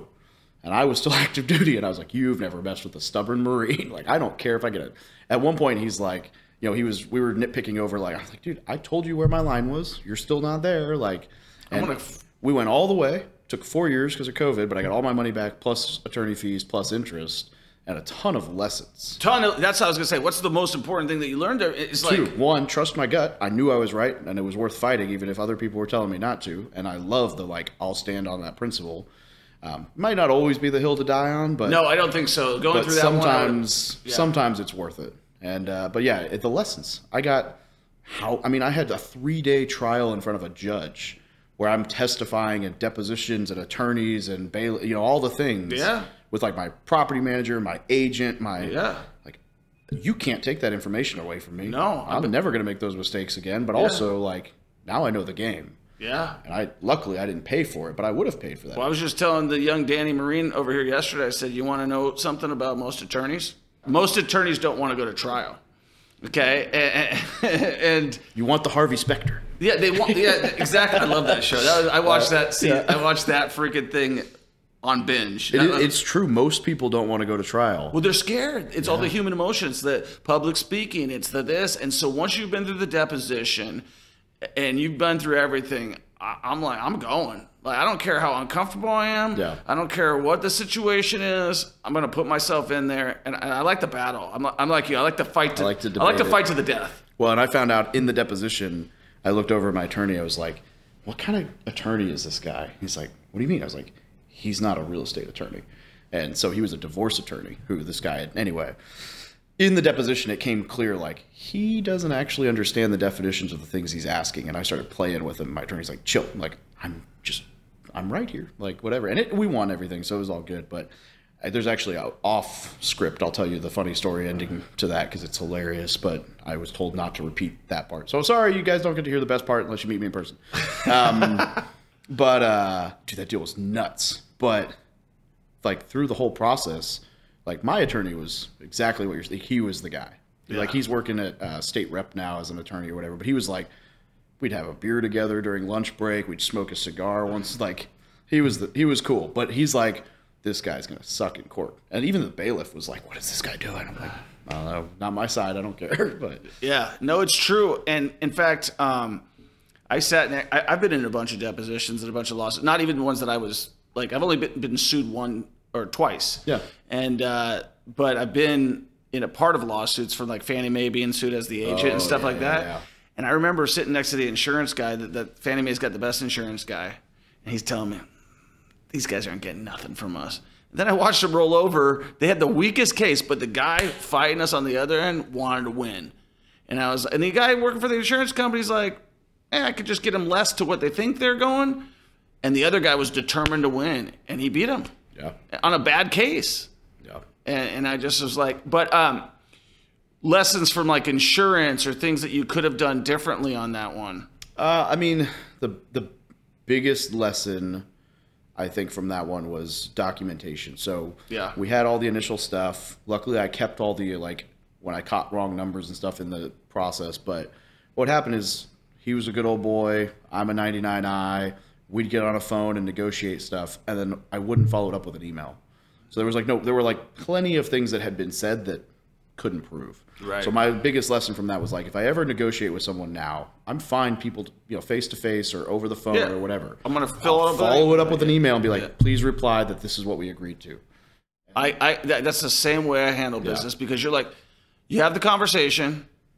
Everything's hunky-dory until we go to a lawsuit. Yeah, and we're in a weird state. State, literally, here, because Missouri is one of, I think, now 8 remaining states where you can legally transact real estate verbally. So I could sit here and be like, I'll buy your building for $50, and you say yes. And as long as you didn't change your story by the time we got to the title company, we could transact without anything being on paper. Problem is, when you get into court, you're not going to be like, oh yeah, of course I agreed to sell it to him for $50. Like, you're going to be like, no, didn't say that. So, like, you got to put it on paper. But it's weird because we're in one of those states where you can still handshake a deal. You could put it on a napkin and take it to the title company and it's good. Like it doesn't matter. And so people We've don't. done that. Yeah. I've wholesaled a house off of a verbal whatever because the seller was cool with it. Yeah. I would never do that again. But this guy was. Well, I knew him personally, so it was we usually just at least get something. Yeah. We'll go with the I have an actual contract now and whatever. But well, I'll take a piece of scratch paper. I could write a contract on a scratch piece of paper. I'm good with that. But I'm not going verbal 100%. Yeah. No, this was someone that I had known for a long time. I was like, actually, I think it was technically it was a wholesale. So I purchased it and then went and just listed it right after I did like a clean out. So I was like, even if this guy screws me, like the only thing that happens is I don't buy it. Like, not super worried about it. So. Would not recommend that for anyone, but man, I am so happy that you turned into the Millionaire Mentorship Podcast. It's something that I've been working on for over 3 years right now. We're up to 150 podcast episodes. A lot of them are virtual. A lot of them are in studio, which is what we prefer. If you have a guest that you think that should be on our podcast, all you gotta do is comment who it is. And we'll reach out to them, or if you want to reach out to them and reach out to us, we'd love to have them on a show. We're looking for entertaining, inspirational people that, just like you hear on the podcast every week, that can bring value and help our listening audience achieve their goals. If that's something for you, comment down below and let us know. Yeah, I wanted to go into something that we touched about before because I think it's something that a lot of people could gather strength from. You mentioned that you recently got divorced. And good times. Yeah, and the reason I'm just so, because I come from a divorced family, and it was a really it really leaves an impression for you as a kid. And one of the things I told you is like, I knock on wood that never happens. You got to work on relationships. They're tough to work on, especially if But I think that everybody in life shows faces. They show you their this face, and you don't ever really know who you really got. Coming through a divorce, like how difficult was that on you? Yeah, it's funny you say that because I always say I'm like the person I married is not the person I divorced. Like there was a very large. I still don't have all the answers. I'll never have full closure, but I probably stayed 2 years longer than I should have because I grew up in a super conservative religious marriage. My parents the summer before my divorce was finalized, they celebrated their 40th anniversary. So I stayed longer than I ever should have just to get to where I could look in the mirror and say, "You tried everything." Not to say I'm not at fault on some level, because obviously I am, but to say I did everything I possibly could. Right. It's time to move on, and I'm good with that decision. But I do look back now because I'm like, damn, life is great right now, and I say that just because, not because there was anything wrong with. I mean, obviously there were, but we won't get into all the specifics there. But it wasn't that she was a terrible person per se. It was that the stress of the situation was detracting from the rest of my life. Yeah. There comes a point where if you just get rid of that negativity, things just take off, right? And so my whole focus is I don't know what I'm allowed to or not. You're allowed to say whatever you want. I did a psychedelic journey, some mushrooms during that process. How was that? I'm scared to death to do that. I did it with a guide. It was, I'll give you the real, here's the real deal. If I was selling this Rogan to you, always right? talks about that. Dude. And I'm so scared to death. I've been invited on that journey by a number of people. And I took 4 grams, which anyone who's done mushrooms will tell you is not exactly a beginner's dose. I'm a bigger guy, but I mean, usually people who do shrooms are like, you did what? I'm like, probably should have done 2.5 or 3. But I did 4. It took 4.5 hour trip, and the first hour and a half, 2 hours was amazing. It was literally like, you know how your whole life you get compliments, and I don't know if you're like me. I'm so bad at receiving compliments. People will be like, "Dude, you are the greatest, whatever," and I'm like, "Thanks," and then I don't believe it or internalize it at all. Yeah. So it was like an hour and a half of me telling myself all the things people have always told me about myself and believing it. And I was like, "This is amazing." So just euphoria. And then it was 2 hours of me curled up in the fetal position, sobbing into a pillow about how essentially what you said. My son, what am I putting my kid through with this? How do I make sure I'm the dad that's there? And so I came out of that, and basically all I've been doing since the divorce is how can I make every time I see my kid a memory?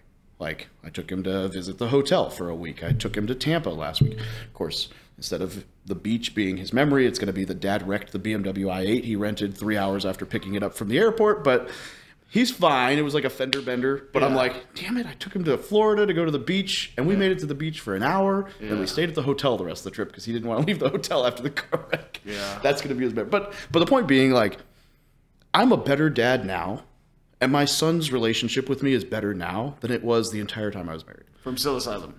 Well, partially from the realization that, like, this is going to mess with my kid. And I need to do everything. So I'm paying for him to go to therapy for it. We'll see how long that lasts. Your parents were in a long marriage? They still are. You want me to tell you some advice from a divorced kid? I would love it. Okay. So, when my parents got divorced, the number one thing I think, this is just off the cuff, so I don't have this scripted, but the number one thing is nobody told me what happened. And that was, so you blame yourself as a kid. You blame yourself. You're like, this is my fault. Like, because nobody told me, like, okay, my parents are together now, they're not. I heard some yelling, but nobody told me. So you blame yourself. So as a kid, you're blaming yourself. Like, and I've talked to kids about this before, kids from the divorce situation. So I think the biggest thing that I would impress upon your relationship with your son is to say that this is not your fault. Yeah. Like, that was the number one thing. And then the bond that, like, me and my dad, you start doing my mother got remarried, and she got remarried very quickly. And then it's like, from that whole thing, it was like, my mom was like, well, here's your new guy. And he was like, here's candy, and I just was like, you're not my dad. That's my attitude. And I was a stepdad. I've had that exact phrase yelled at me several times. Yeah. And I didn't say it out loud. Yeah. I just thought it. He was 15. He got to where it came out loud. But I was, I think, 7 or 8 when this whole thing went down. And so for me, I think that the one thing is to let them know that it's not their fault. And then I think that the other thing is to just, like you said, to spend the most quality time and build his confidence and his character, or her confidence if it's a girl. I know you said you had a son, but if it was on the opposite side, because I think what happens is, people internalize things, and then you never know what the other side is feeding that other person about you. Yeah. And the only thing that they're going to know is that relationship with you. And what happened with my father, and we have a great relationship now, but he kind of went on his own way because my mom was the family. Like, she had a new husband. He never got remarried. Yeah. Right. And so those weekends became infrequently, and so I think that consistency of being the father that they need for that support and the strength that comes from the father, and you see this with a lot of the single mothers who raise their kids, and they're emasculated or too feminine, or all these other masculine characteristics that we don't have, that come from somebody who served 13 years in the Marines, has a lot to offer that kid. And I think that confidence, and on the one side, it turned me into who I am. Yep. You know what I mean? But it also turned me into, like, with my kids, my wife's like, you're too tough on them. You know what I mean? Like, you're too tough on them. And I'm like, you're too nice on them. You know what I mean? Yeah, that's the battle I fight right now. I'm like, in that household, there aren't any rules. I mean, I won't say there aren't any rules, because there are rules, I suppose. But, like, there are a lot of things that are just not the way I'd run a ship, right? Like, I have a 7-year-old who still sleeps in the same room as his mom. Yeah. And I'm like, that would happen if I wasn't around. I'm like, yeah, when he comes to my house, I'm like, all right, buddy, here's your bed. And then he ends up in mine. And I'm like, how do I fight this on the weekend when during the week, like, it's, so I'm slow stepping it. But the thing I am doing is, like, he's big into YouTube videos on like bodybuilding. Like, he found a couple YouTubers that do fitness stuff. So I'm like, hey, you want to build a gym in the garage? Like, I have a perfectly good gym 5 minutes down the road that I love. I'll spend the money to put a gym in the garage because he's too young to go to the gym with me. But he likes watching YouTube? He likes watching YouTube. Put him on the video. I'm thinking about getting him a channel. Do him in the video, man. I'm thinking about it. Yeah, I'm like, what if we started you a YouTube channel? If you want it to be about working out, we'll build a home gym. We'll start a YouTube channel with you, and we'll work out. Like, I like slinging weights. Yeah. Why not? And if I can't get you in a gym yet, I might as well build one, whatever. So, like, that's the kind of thing but I'm doing it in a way, too, where, like, so I had him the last week for vacation, and then I've got him just because of Labor Day. I ended up having him, like, this next weekend, the following weekend, and I'm, like, recently single with a little bit of money. I'm like, whew, I need a weekend in there for me. But I'm like, okay, I'm not taking the weekend off, but I'm like, I do have chores to do, and he always wants to play, and I'm like, we can't always, so I'm trying to balance out. So he was over last night, and I'm like, hey, how about we build a gym in the garage? And he's all excited. I'm like, great. In order for that to happen this weekend, you have to help me build all these shelves. And then we have to do reorganize them. So I got him all excited somehow. I don't know. We'll see if it sticks on Saturday. Right now, he's excited about, we're going to go build shelves in the garage so we can open space. I think you'd be surprised, man. I think that stuff that I didn't have with my dad. My dad didn't know how to do anything, and I'm not disparaging him. He just didn't grow up with learning how to do anything, and so therefore that passed down to me, not learning how to do anything. And then my stepfather really didn't know how to do anything, and so I think that stuff that you're doing right there is going to cement that relationship, because that's the goal. Yeah, because that is the pass down that he won't be able to get from anybody or anything, and he'll remember that more than he'll remember a BMW accident and any other thing. He's only going to remember the good things. We don't remember even when I've had bad situations happen, even if I had I was sick in this place or I felt like shit. You don't remember that. You take a picture and you remember the picture. You're like, that was cool. I don't remember the fact that I was thrown up the night before. So I think that's the best thing that I could offer you from as a guy. And then if you have brothers and sisters, that's where it gets complicated. It sounds like there's only. He has a step. I had a stepson. I don't really know what you say in that. Let me tell you that too. I can bring you that. This is I've tried to stay in his life, and my mom did really good with that with both of my I have a stepbrother and a stepsister. Okay. And my mom did exceptionally well to always be their mom. Yeah. When my stepdad and my mom got divorced, and they were together for, I think, 18 years. Yeah. So it wasn't or 15 to 18 years, so somewhere around there. And when they got divorced, it was I didn't have a relationship with them, really, because my stepbrother was pretty nasty to me as a kid. And my stepsister was great, but, she was older and stuff like that. Once that went away, my sisters kept in touch with him, but I didn't. Yeah. And I think that to you is up to how much you want to nurture that relationship. And if you don't, then I don't think it's a big deal. I'd love to. I'm trying, but for reasons we won't discuss, it's not been the easiest thing to maintain. But we'll get there. He'll get older, and then eventually he'll be like, wait a minute, that guy helped me build my first rifle and a shotgun, and hopefully we'll, once he's out of the environment, we'll be able to take that stuff. Yeah, they might have lots of stuff like that. And I was thinking about this actually the other day about my stepfather, and I was like, I think I did learn a lot from him from just observation, because he was a really hard-working dude. He would get up there and he would write. He was a movie producer wannabe, but he was always into the theatrics, and so he'd started play theaters and he got these things off the ground, but he wasn't a businessman. He could never take it to the next step. He would start the theater, he'd raise the capital, all of these types of things, and he'd write these screenplays, but they weren't very good. You know what I mean? And so he was an artist, but I thought I learned a lot just from watching his failures and watching his successes as well. And then with my dad, I think I learned a lot of sales. He was just always a smooth talker. It's a valuable skill set. Yeah, and I learned how to speed from my dad because I've gotten a lot of damn tickets. That'll be My ex is a very, school counselor, chill driver, whatever. My kid, we're in the car. He's like, Dad, what's the speed limit? I'm like, whatever it says on the car is what I'm like, Oh, you got this. My same son. My son the other day, we're in my Razor, and we're driving it, and he goes, Daddy, the speed limit's 35, and it's 54 on the Razor. And I go, yeah. He goes, and I was like, yeah, that's cool. And he's such a rule follower, like his mom. He's like, Dad, I go, shut up. You know what I mean? I'm wait till I buy the Porsche, kid. I like to drive fast. Yeah, I have a Ducati, so the Tesla's great. It keeps me in line because I just turn it on to drive itself, and it's set to go 8 over, so it won't go fast. I'm like, cool. The Tesla will chill. But when I'm driving the Tesla, it's a fast car, and I those things get up and go, man. That'll knock your head back. Yeah, he actually joked about that the other day because he was trying to get something out of his backpack and he couldn't reach it because I was in. Yeah, I got a 2016 off a friend. It's the Model X, and it's 6,600 pounds, and 0 to 60 is 3.4. You want to hear something crazy? I don't know if you've heard this before. I just saw this the other day. Do you know why it's the Model X? well, I don't necessarily know X, but I know how he spelled the cars. Yes. Yeah, I love it. I just found that out. I love Elon. Yeah, sexy cars. Yeah. So the Model S, the Model E, the Model X, and the Model Y for sexy. Yeah. And then he's got Cybertruck, ATV, Roadster, and Semi. Sexy cars.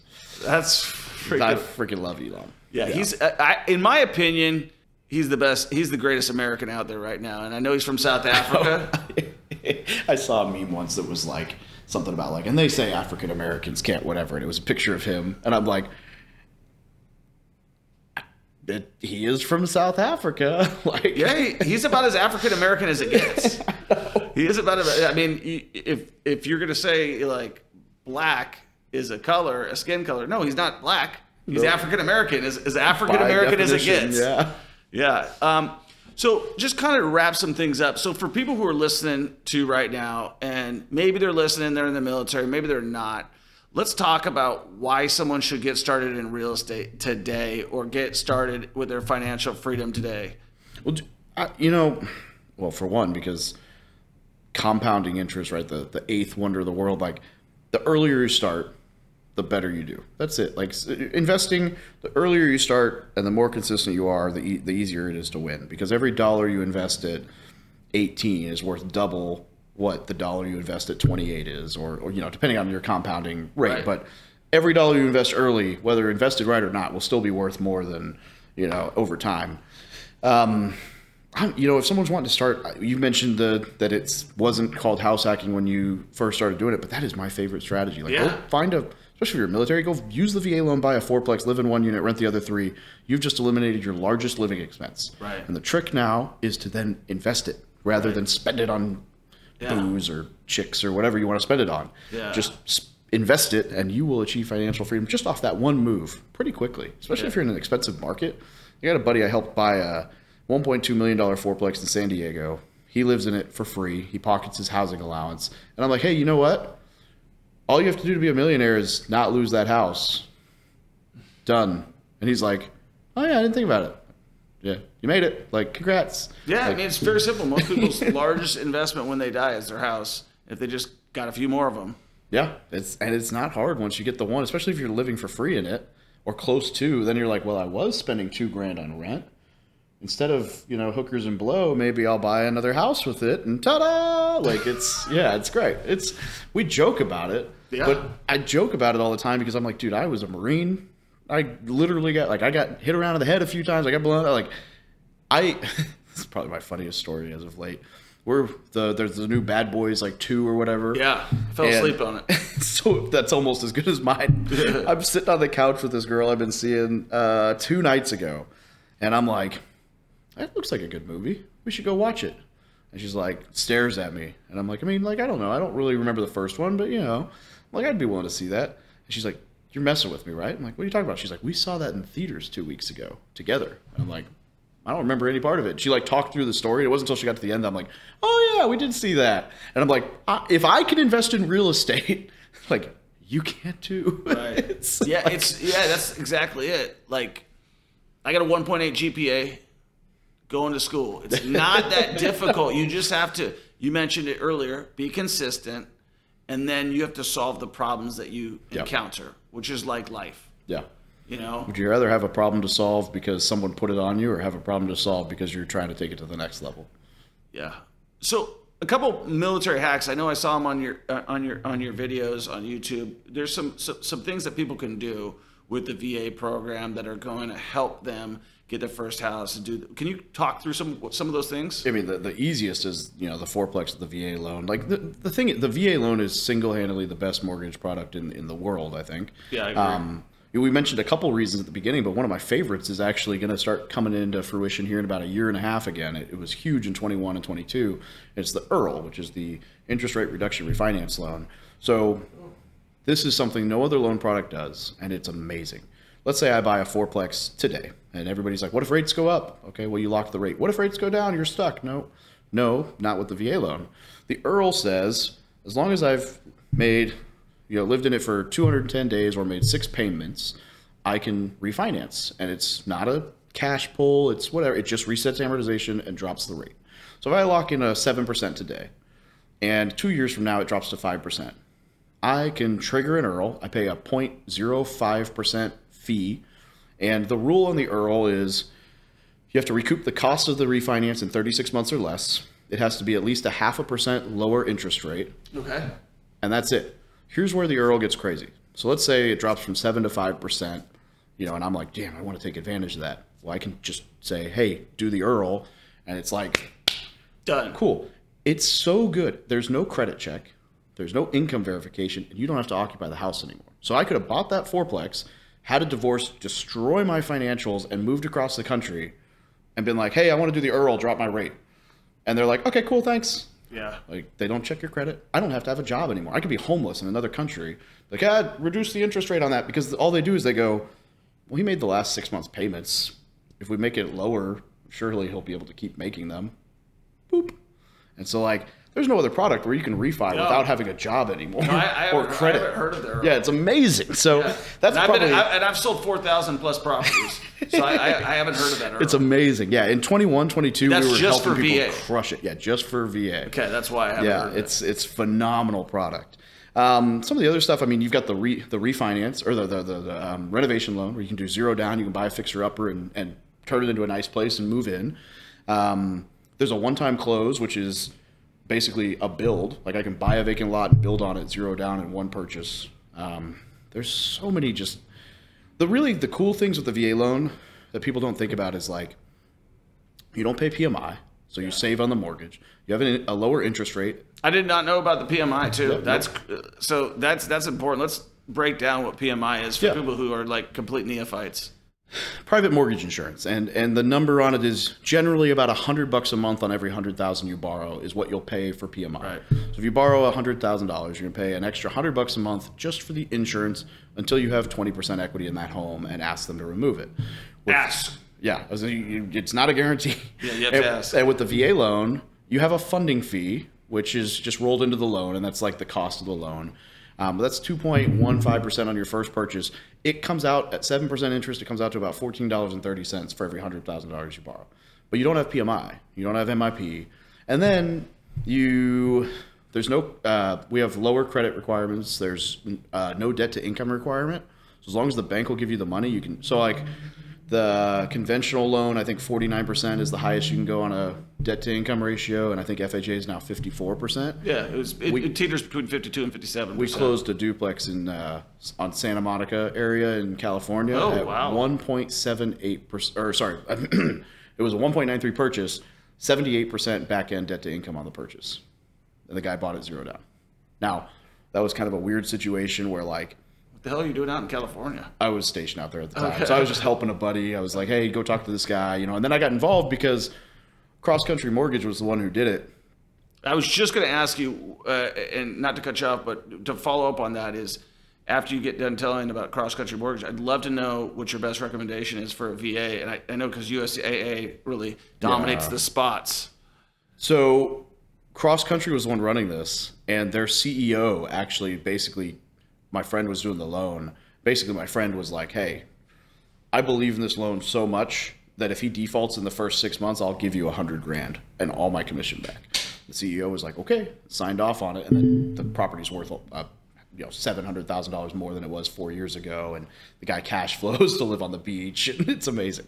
But like, not to say it's easy, but I mean, to be able to close at a 30% higher debt to income ratio than any other loan is pretty gnarly. So there's a lot of stuff that goes into the VA. Funny enough, Veterans United, who's headquartered here in Kansas City, is the biggest VA lender in the nation by like the 80-20 rule. Like, they're huge. Really? I'm not going to say I'm a huge fan. Okay. It's not because they screw anyone. Like, I don't want to put that out there. It's like any other big bank. It's like if you work with a broker, I go to you and I'm like, help me, and you help me all the way through. Mm-hmm. If I go to like Veterans United, USAA, Navy Federal, whatever, I'm going to talk to this guy, then I'm going to talk to this guy, then I'm going to talk to this guy, then I'm going to talk to this guy. And there's just, because they're bigger, there's some extra fees, some extra hurdles. They're not hurting it. They literally do like billions more than anyone else because they're the best marketers.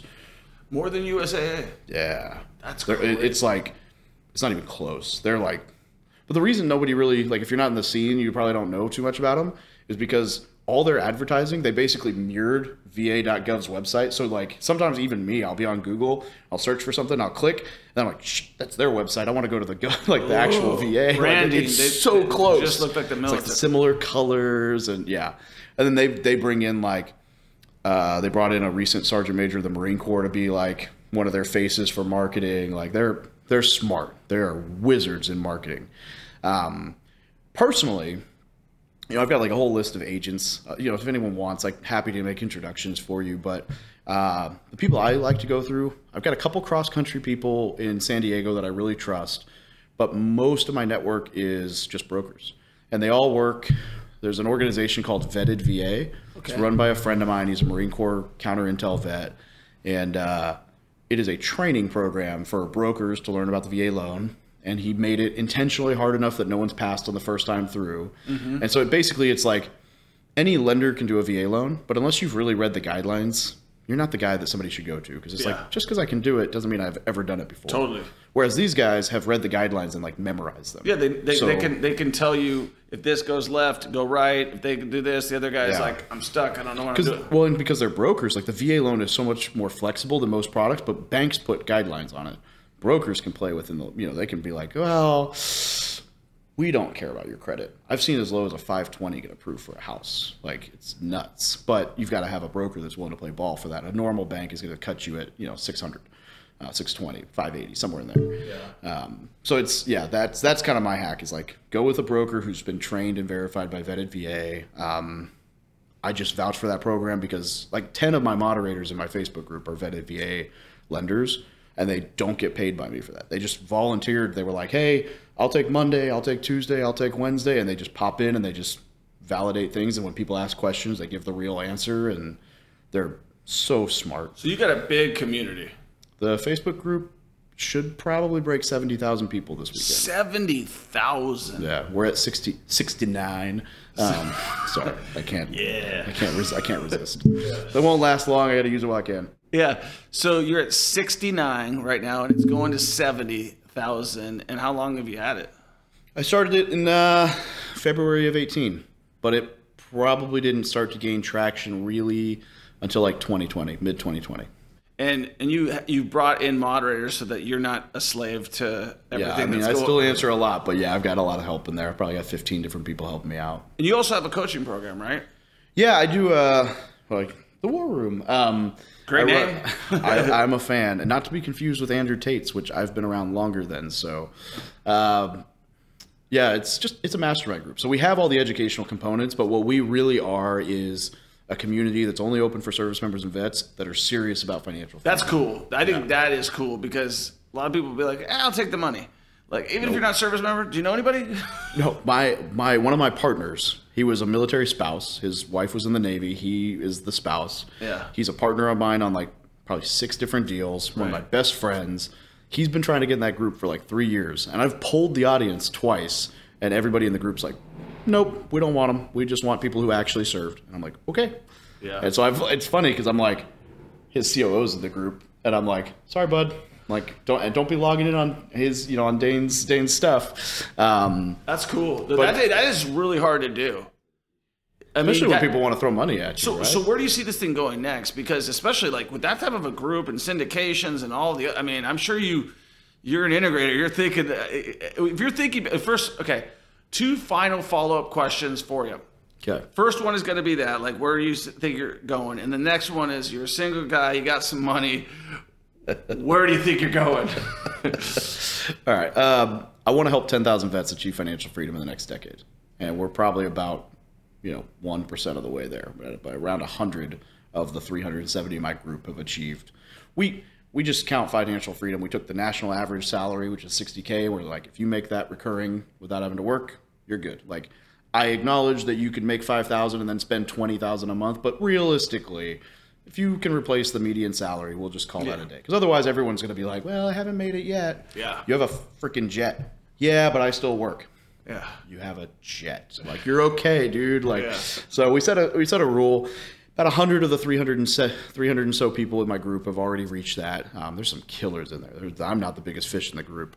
That's cool when your students start beating you. Dude, well, and some of them came in after the fact. That's what's cool. We attract the type of people like, if you're familiar with, if you know Bill Allen with like 7-figure flipping, he runs a wholesaling. I'm not familiar with him, no. So he runs an 8-figure business teaching wholesaling and house flipping.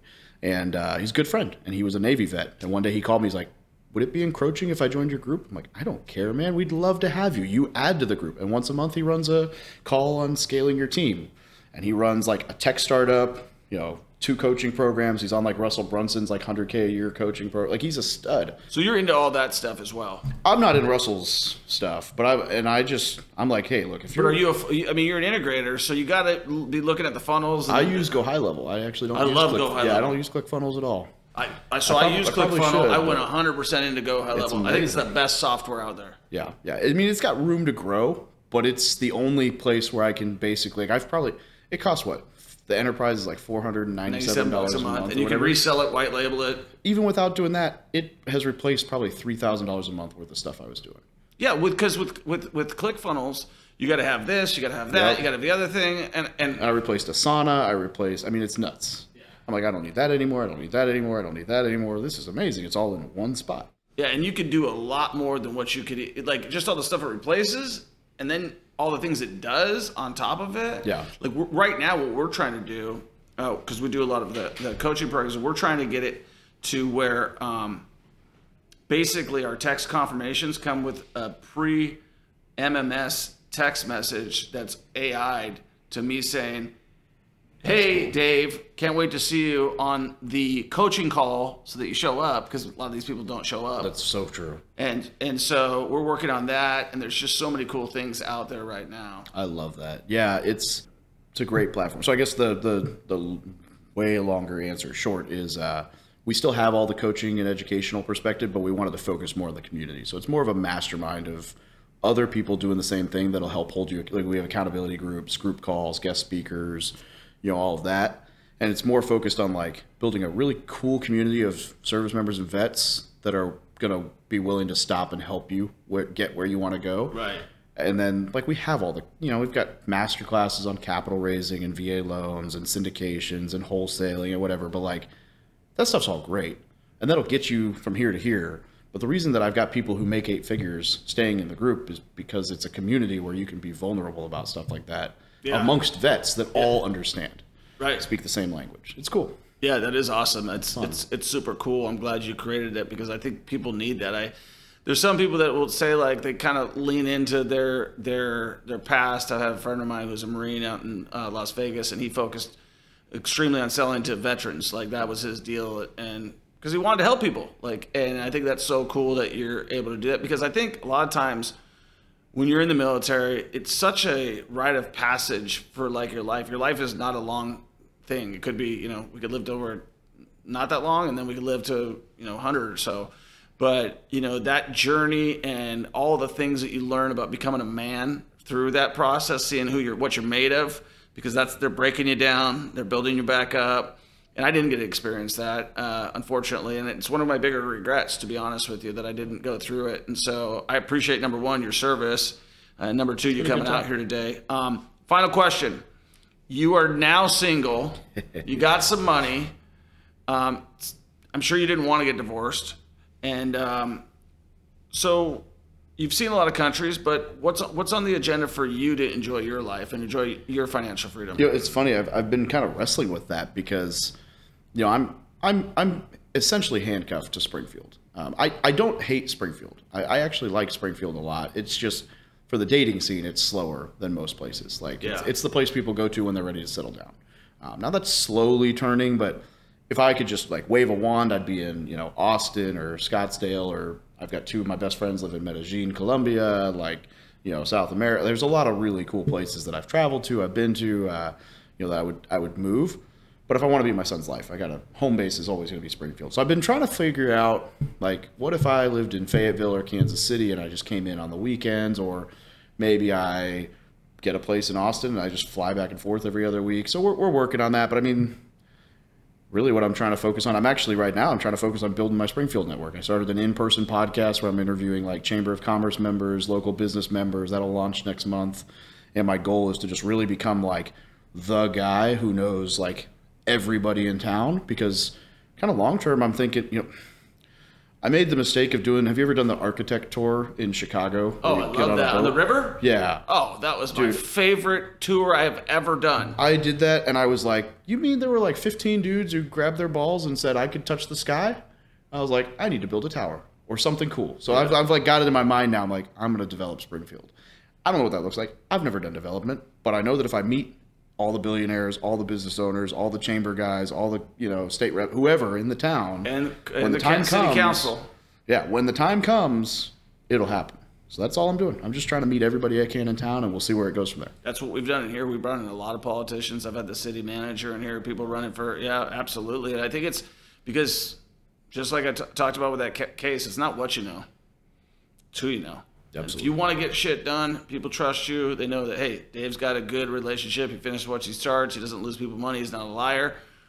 We believe in this guy. And then when we've gotten to know him, he's already ahead of time. And that's a lot of times people don't realize. It's like, well, I'm just going to skip laying out the groundwork. I'm going to skip doing all the hard work. You're doing that for something that might be, could be, but you're putting the work in now. And it doesn't need, it has to go to a skyscraper. It could actually turn into something bigger and better than that. Yeah, or it could just be some fourplexes, some apartment complexes. I don't care. Yeah. At the end of the day, if I know all the big players in town, or even half the big players in town, right, I'm going to be better off for it. And hopefully they will too. And then, that's a better community to be involved in town.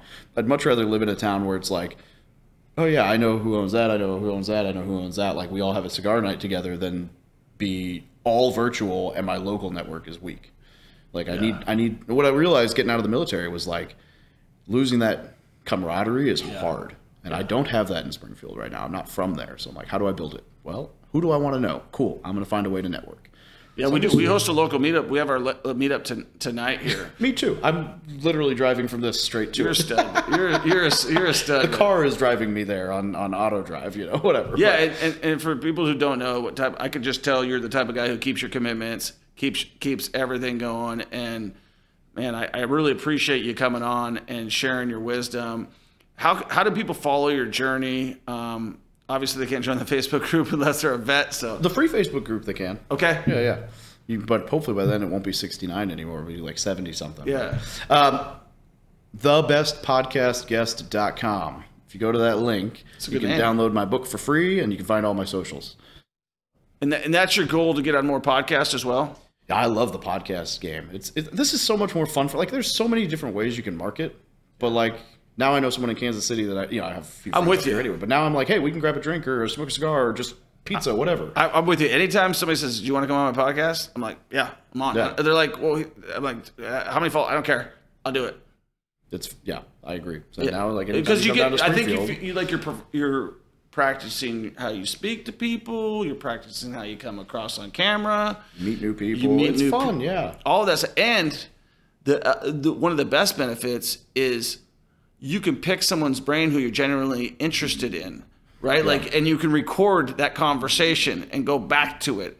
Like, because sometimes I'm just so focused on what they're saying that I might, like yourself, like all the loans that you just went through, I might want to be like, let's go back through that. Yeah. Way back when I was doing it, I haven't done a lot of interviews lately. I've been a lot more solo shows just because I got lazy. But on my show, like 2 years ago, ironically, in the same day, I interviewed Grant Cardone and Robert Kiyosaki. It was weird. Like, you got them on your podcast? I've had them both on my podcast. How did you do that? Kind of a weird. Like, Robert was a connection from somebody who used to work at Bigger Pockets. Okay. Basically, I knew the producer there, and I was like, "Hey, he was a Marine. Why has he not been on my show? We're friends." I guess I had been drinking at one of their conferences, and I was shit talking him. And the next day, he sent a really nice email, and it worked. And I was like, well, man, why'd you send that? He's like, you don't remember shit talking to me last night about it? I was like, no, but I'm glad I did, I guess. Like, I don't know. Grant, he posted, he was trying to pitch one of his deals. He posted on his Instagram, hey, I want to get on some podcasts this week. And I was fast enough. That was it. It was stroke of luck. The funny thing is, both those guys are big enough that they don't schedule on your calendar. They're like, this is the day and time, make it work, or take it or leave it. I kid you not, Grant was at 1 and Robert was at like 1:45 on the same day. I'm like, how in the world did these, like, so my co-host was in Tulum at the time on like a retreat, and I'm like, hey, tomorrow you've got to find a laptop with Wi-Fi. He's like, no, dude, I told you I'm on vacation. I'm like, then I'm going to interview Grant and Robert without you. He's like, I'll be there. I'm like, whatever. So he's like on a beach.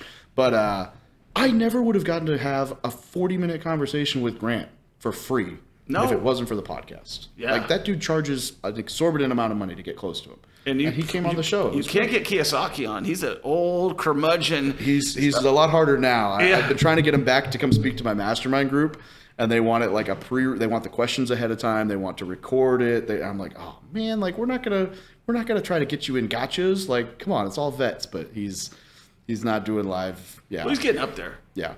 I mean, he's got to be close to 80. Yeah, he's definitely and I think. Well, I don't know for sure. I think they got divorced. I don't know. Yeah, there's something going on with the. Yes. He's chilling. Yeah, he's not a big camera guy right now for sure. Yeah, for sure. And I was part of these guys, the real estate guys. Yeah. I don't know if you heard of them. Oh yeah. So, they do the cruise. Yeah. So I was supposed to do the cruise. It ended up being a deal in Belize, and one of the main reasons I went was to go and meet Kiyosaki, and he wasn't there. Oh. But I met Kim. Yeah, she's nice. I've heard her speak. Yeah. But Hulk Hogan shared the stage the same day, and when we got to do photos, I was like, "Oh, you went to the cruise?" No, this was on that one time I went to the family for a trial run. Okay. Mastermind, and Hulk was one of their. I'm like, well, I can. He did a hell of a job at the RNC. Yeah. I'm like, I could go see Kim or I could go see Hulk, and so I got a picture next to Hulk Hogan. That's awesome. Like, this is awesome. Yeah, I think it's cool just to put yourself out there, man. Dave, I really appreciate you coming on. Like I said, thank you for your service. Thank you for driving up here. Yeah, of course. In your Tesla with your tell everybody what you did. That's crazy. Okay, so the car kind of figured it out, but I bought the weight there's a weight that you can like put on your steering wheel that makes it think your hand's on the wheel. And so I drove almost halfway here before the car realized that my hand wasn't actually on the wheel, and I was just answering emails and stuff. And the car's just, I mean, on the highway it's not too bad. I wouldn't necessarily do that in town. I'd at least pay attention. Yeah. But on the highway, I'm like, I'm not near any cars, like whatever. And do you see us going 100% driverless? That car can do it. I mean, there are driverless, Ubers in some of these cities, but the only reason that car doesn't do it is because of regulations. Yeah. Like that car, I had a beer downtown like a week ago. Downtown is like 25 minutes from my house. And I put my address in and hit auto drive. And I did not have to do anything other than let the car know I was still awake by tapping the wheel. And it pulled into my driveway, opened the garage, and parked. And I'm like, should I drunk drive? No, absolutely not. Could I have been annihilated and made it home? Yep. Probably in better shape. Yeah, the car would have taken me. Yeah. It was mind blowing. I mean, it's like, that's all city.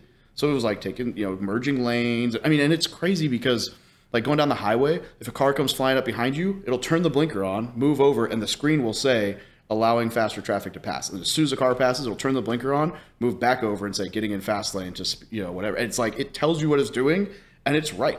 Yeah. I'm watching it, and I'm like, do you know about the PayPal Mafia? What's the PayPal Mafia? So we're talking about Elon Musk. Oh, back when he got kind of booted? Yeah, but if you know who came out of that group, it's everybody who's shaping the techno, and he's the biggest one of them all. Like, I think he lived with Peter Thiel. Yep. And Peter Thiel just was interviewed on Joe Rogan, and he was one of the big guys who basically funded everything. He was one of Facebook's first investors. He also lived with Reid Hoffman. Reid Hoffman is the guy who owns LinkedIn and did a lot of stuff. But like the guys who started YouTube were his roommates that sold to Google. Like all of those guys. My whole point is I single-handedly believe that Elon Musk, if the government got behind him, could solve 95% of our problems. The tunneling, I don't know if you know, the boring company, he's already bored all over under Las Vegas. Like there are like Teslas driving underneath Las Vegas right now, shipping you to and fro. Like I just went to Africa this summer. I took a ferry from Spain to Morocco. And the whole time I'm thinking like, this is inefficient. Why don't we go under it? They've been talking about it for 100 years. Elon Musk, they've got these tunnels where they're going like, I think it's 7 miles per hour or something like that. Wow. Or they're making big movements. I went back to where they made the English Channel and stuff. That's a long stretch. They did that in, I think, the 50s or something like that. Or 60s. I'd be completely incorrect. But I believe, like, okay, we have big traffic problems in LA.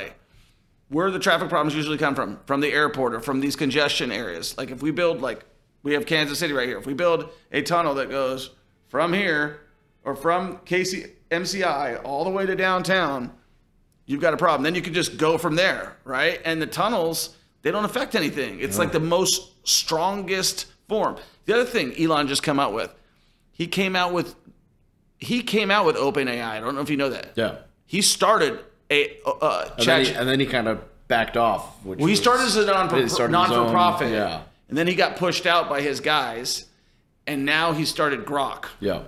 You know what? My favorite Elon story comes out of the PayPal area. It's like right around when he was getting out of it, and he had his McLaren, F1, like the most, whatever. And he's racing to some meeting. He had another PayPal exec in the passenger seat. I don't know who. And he totaled it. This is $1 million car, right? There's only a few, like 40 of them left or something like that. He totaled it. And he gets out and he's laughing. And the guy is like, what's so funny? And Elon literally was like, oh, I never insured it. Calls a taxi, leaves it on the side of the road, and goes to the meeting. And I'm like, that is Elon in a nutshell. And everyone who hates on the guy, it's like, hate on the guy all you want for whatever reason you want. You've reinvented banking, space, automobiles, free speech, everything. Like he's reinvented everything. It's like he's free speech. I mean, he has changed almost every industry in the country single-handedly. Single-handedly. So, hate him all you want, but what would you hate this guy for? He's like, because he has money and people seem to hate whatever. They hate who they're told. He doesn't even want the money. Yeah. He was broke. Did you hear the UK tried to when him and Trump were broadcasting to the UK, and the UK is like, he's like, yeah, come and get me, whatever. Like same thing is happening in Brazil. They're trying to censor him on speech there, and he's like, yeah, I'm not gonna back down. All right, block me. I don't care. Did you hear the other funny thing about him is they had him on stage and they were talking about I think it was Peloton or one of those companies is like, we're gonna pull off on X and not advertise. He's like, are you saying that you're trying to bribe me with money? He's like, take your fucking money. Take your fucking money. I don't want nothing to do with it. Like, you know what I mean? It's just, I just like his integrity. He's made it to a place where, and it's funny. So we talk Robert, right? Robert has, I don't know what he's got some views now that people would say are a little bit out there. Yeah. But his basic premise on my podcast was, who cares? I have a jet and enough money to go wherever. I don't care. That's what freedom is. And I'm like, that's at his level. Elon's level is the same thing. He's like, I don't care. Do whatever you want to do to me. Like, you're not gonna put me in jail. I'm doing this is legal. Yeah. It's cool. Yeah. I don't know if I want to be that level, but I want to get to a place, or I kind of am in a place. What level would be the dream level for Dave? I don't think I think big enough, but my answer really is just I want to have a nice place where I can go, and I've got my own little plane. I've got a couple nice exotic cars, and I get to do whatever I want. Like, I'm pretty happy where I am right now. Where when someone goes on my Facebook and they're like, this is bullshit, I can just comment like, hey, in the top right corner, you can leave the group. I don't care. I don't need you. If you don't want to be here, leave. Like, that to me is like the entry level of like, cool. Yeah. And that's where like Elon's like 10x that, where he's like, cool. But that ability to just be able to be like, yeah. What's your favorite hobby? Cars, but I actually don't have a nice one right now. But what would you want to have? Oh, I'm gonna buy he said, I'm gonna. Yeah. So I had 2 goals this year, right? I had to have a $100K month in revenue. I've hit that. I had to pay off every dollar of debt that's not mortgage. I've got a little bit left from the divorce to pay off. Yeah. And then I'll be allowed to buy either. I go back and forth depending on what's available. I'll probably wait another 6 months because I see more of them hitting the market right now. So prices might dwindle a little bit, but either a Porsche 911 GT3 RS or a Turbo S. Yeah, I was going to say, I have a Porsche. I'm a driver's guy for sure. Yeah, so I have a Porsche. I got a Macan. I bought the Soccer Moms there version. You go. I got the Soccer Moms version just to Porsches are Porsches. Yeah, well, and I never was, and I looked at the McLarens, I looked at the Ferraris, I looked at all those types of things. I'm not really, I'm not a materialistic guy. I think we're probably the same. I just want my freedom. I want to be able to go fast. I don't care. And I want to go fast. If I wanted to look cool, I'd get the Lambo. Yeah. Yeah. So I happen to have 20 tickets by the time I left Las Vegas. So, and a lot of those, and it's not bragging. I like to go fast. I think when I do get rid of the Porsche I have right now, I'm going with the 911. I don't know if I'm going to go with the one that has all the extra. I think it's the GT that you're talking about. It is. I just want the 911 that goes super fast and looks wicked. The Turbo S is the move. Unless you're going to take it on a track, the Turbo S. So the GT3 and the GT3 RS are, like the GT3 RS is literally a track car that they put mirrors on. The GT3 is like a little bit step down from that. They're both stud cars. Just 911 turbo. Yeah, but the Turbo S, the 911 Turbo S is faster in a straight line, but not quite as good on hand. It is plenty good for anything any of us are going to do. Yeah. But it also has a back seat. The other two don't. How fast have you been? Well, I've taken the GT3 RS out on the Speed Vegas track, and we were, $150, $160 on that track. Okay. And I've on a motorcycle probably pushed that more than I'm going to say on the air because it was on a public street on a buddy's bike, but enough. So. Yeah. No, I've been fast. Yeah. Like, I've been in my Macan. I've been 143 just on that one. And that's, I think, as much as I might have had a little bit more in me. Yeah, there's a point. It's like, okay, maybe I should go to a track. But down in Arkansas, like an hour south of me, there's some great back roads for. Well, I got a ticket in Arkansas going 92. Yeah. Going 90. I don't even know some county. I was just, that's my thing is I like to drive fast. I like Polaris razors. Like on Friday, my whole barn went up in a thing of smoke. I pulled in my razor. I don't know if I hit a gas can coming in or if I punctured the tank. By the time I pulled into the barn, I was literally taking my dogs. Like I got these new dogs I'm trying to socialize. The one dog doesn't like the other one. Yeah. So I knew by me, I'm the true alpha. They're going to just be chill. Yeah. And so I'm riding them around. I pull into the barn, I shut the engine down, and I hear like dripping, and then I turn around, and all of a sudden flame. I'm like, oh shit! And I've had that oh shit moment where like I can save this, I can stop this. I'm sure you have as well. And I'm like, so I run, get the hose real quick. It doesn't reach, and I run back, tell my wife, I say call the fire department because I can see what's going on right now. And I was parked right next to this vehicle, next to this vehicle, next to this vehicle. Within, I'm not even kidding you, because it was on my Ring camera. Yeah. Within 2 minutes, that whole thing's engulfed. Ugh. And I had a brand new tractor in there. I had a Sprinter van in there. I had a new lawnmower in there. And I watched everything. And the only thing I was really concerned about was my razor. Like, you're like, no! I was like, the razor that's like my toy. That was my one thing that I liked running. Yeah. So thank God for insurance. Yeah, well, that's the whole thing. When that thing was burning up, I tend to not insure my properties that if I own cash out. So a lot of the properties I own for cash, I just have liability just for getting sued. And so the whole time, because I just had lost a property in Birmingham, Alabama, that I did not have insurance on, that I was flipping, and I had $120,000 into it of my own money, and I lost it. It got burned out. Somebody torched it. Yeah. And I don't know what happened there. I wasn't there. And so the whole time I'm thinking, as my neighbors are all watching my burn down, and I'm like, dude, we add this to the policy. And my wife knows it. We never talked about it, but she was literally in there calling as that was going on. And she's like, we have coverage. I'm like, okay. Even if you didn't, at least the vehicles. The vehicles had coverage except for that mower and my razor. I was going to say, at least like the Sprinter would have had coverage. And so at least like some of it. Still would have been $100,000, $200,000 loss. Well, yeah, especially a tractor. That's probably the tractor was covered. I just bought it. I was saying, depending on what tractor you bought, that might have been the most expensive thing in the barn. No, the Sprinter van was. Yeah. Because I outfitted it. Oh, yeah. Those are. That's the trend now. I want one. Yeah, don't do it. No? Nah. I was going to get rid of it, and then I just couldn't sell it. So then we're just going to logo it and make it part of my mentorship program because I'm like, I can monetize this more than I can use it. Well, now you figured out how to get out of it and get the money out of it. Well, I didn't want to. You know what I mean? Might not have been the route you meant to go, but hey. Sometimes if a fire works out in my advantage for once, it'd be nice because I just lost, like I said, $120,000. Yeah, so. Fires are fun. No. Have you been through a few of them? I have yet to have a property I own go up on smoke, but I've bought a few fire renovations. So far, my best thing I've ever had happen to a property was a tenant decided that rather than take my $500 to move out of the house because they were getting evicted, they would pull all the wiring out of the house from the panel, and they did it on a night that the house froze, and I had a water heater in the ceiling. So not only did they pull all the electric, the pipe burst, and it flooded the house, and I had to total gut. It's good times. Yeah. So I'm like, why couldn't you have just burned it? It would have been easier to build. Now I have to I still have the frame. Yeah, good times. I appreciate you coming on, Dave. How can they follow you, all your journeys? What's your social handles? Thebestpodcastguest.com will help them find all that. But I am either as From Military to Millionaire or Military Millionaire on everything. Awesome, man. Well, I appreciate you coming on. Thanks for having me on the show. This is fun. Yeah, awesome.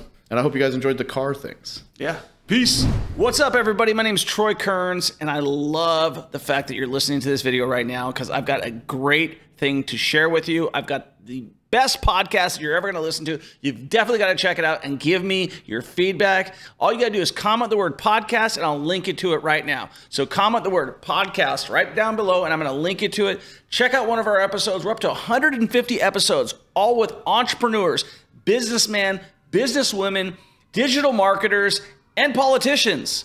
People that you can learn from, people that I am learning from. Why do you think I'm having these amazing guests on myself? I'm trying to learn from them. So you're definitely going to learn something from all of these people. Hope to see you there soon. Peace.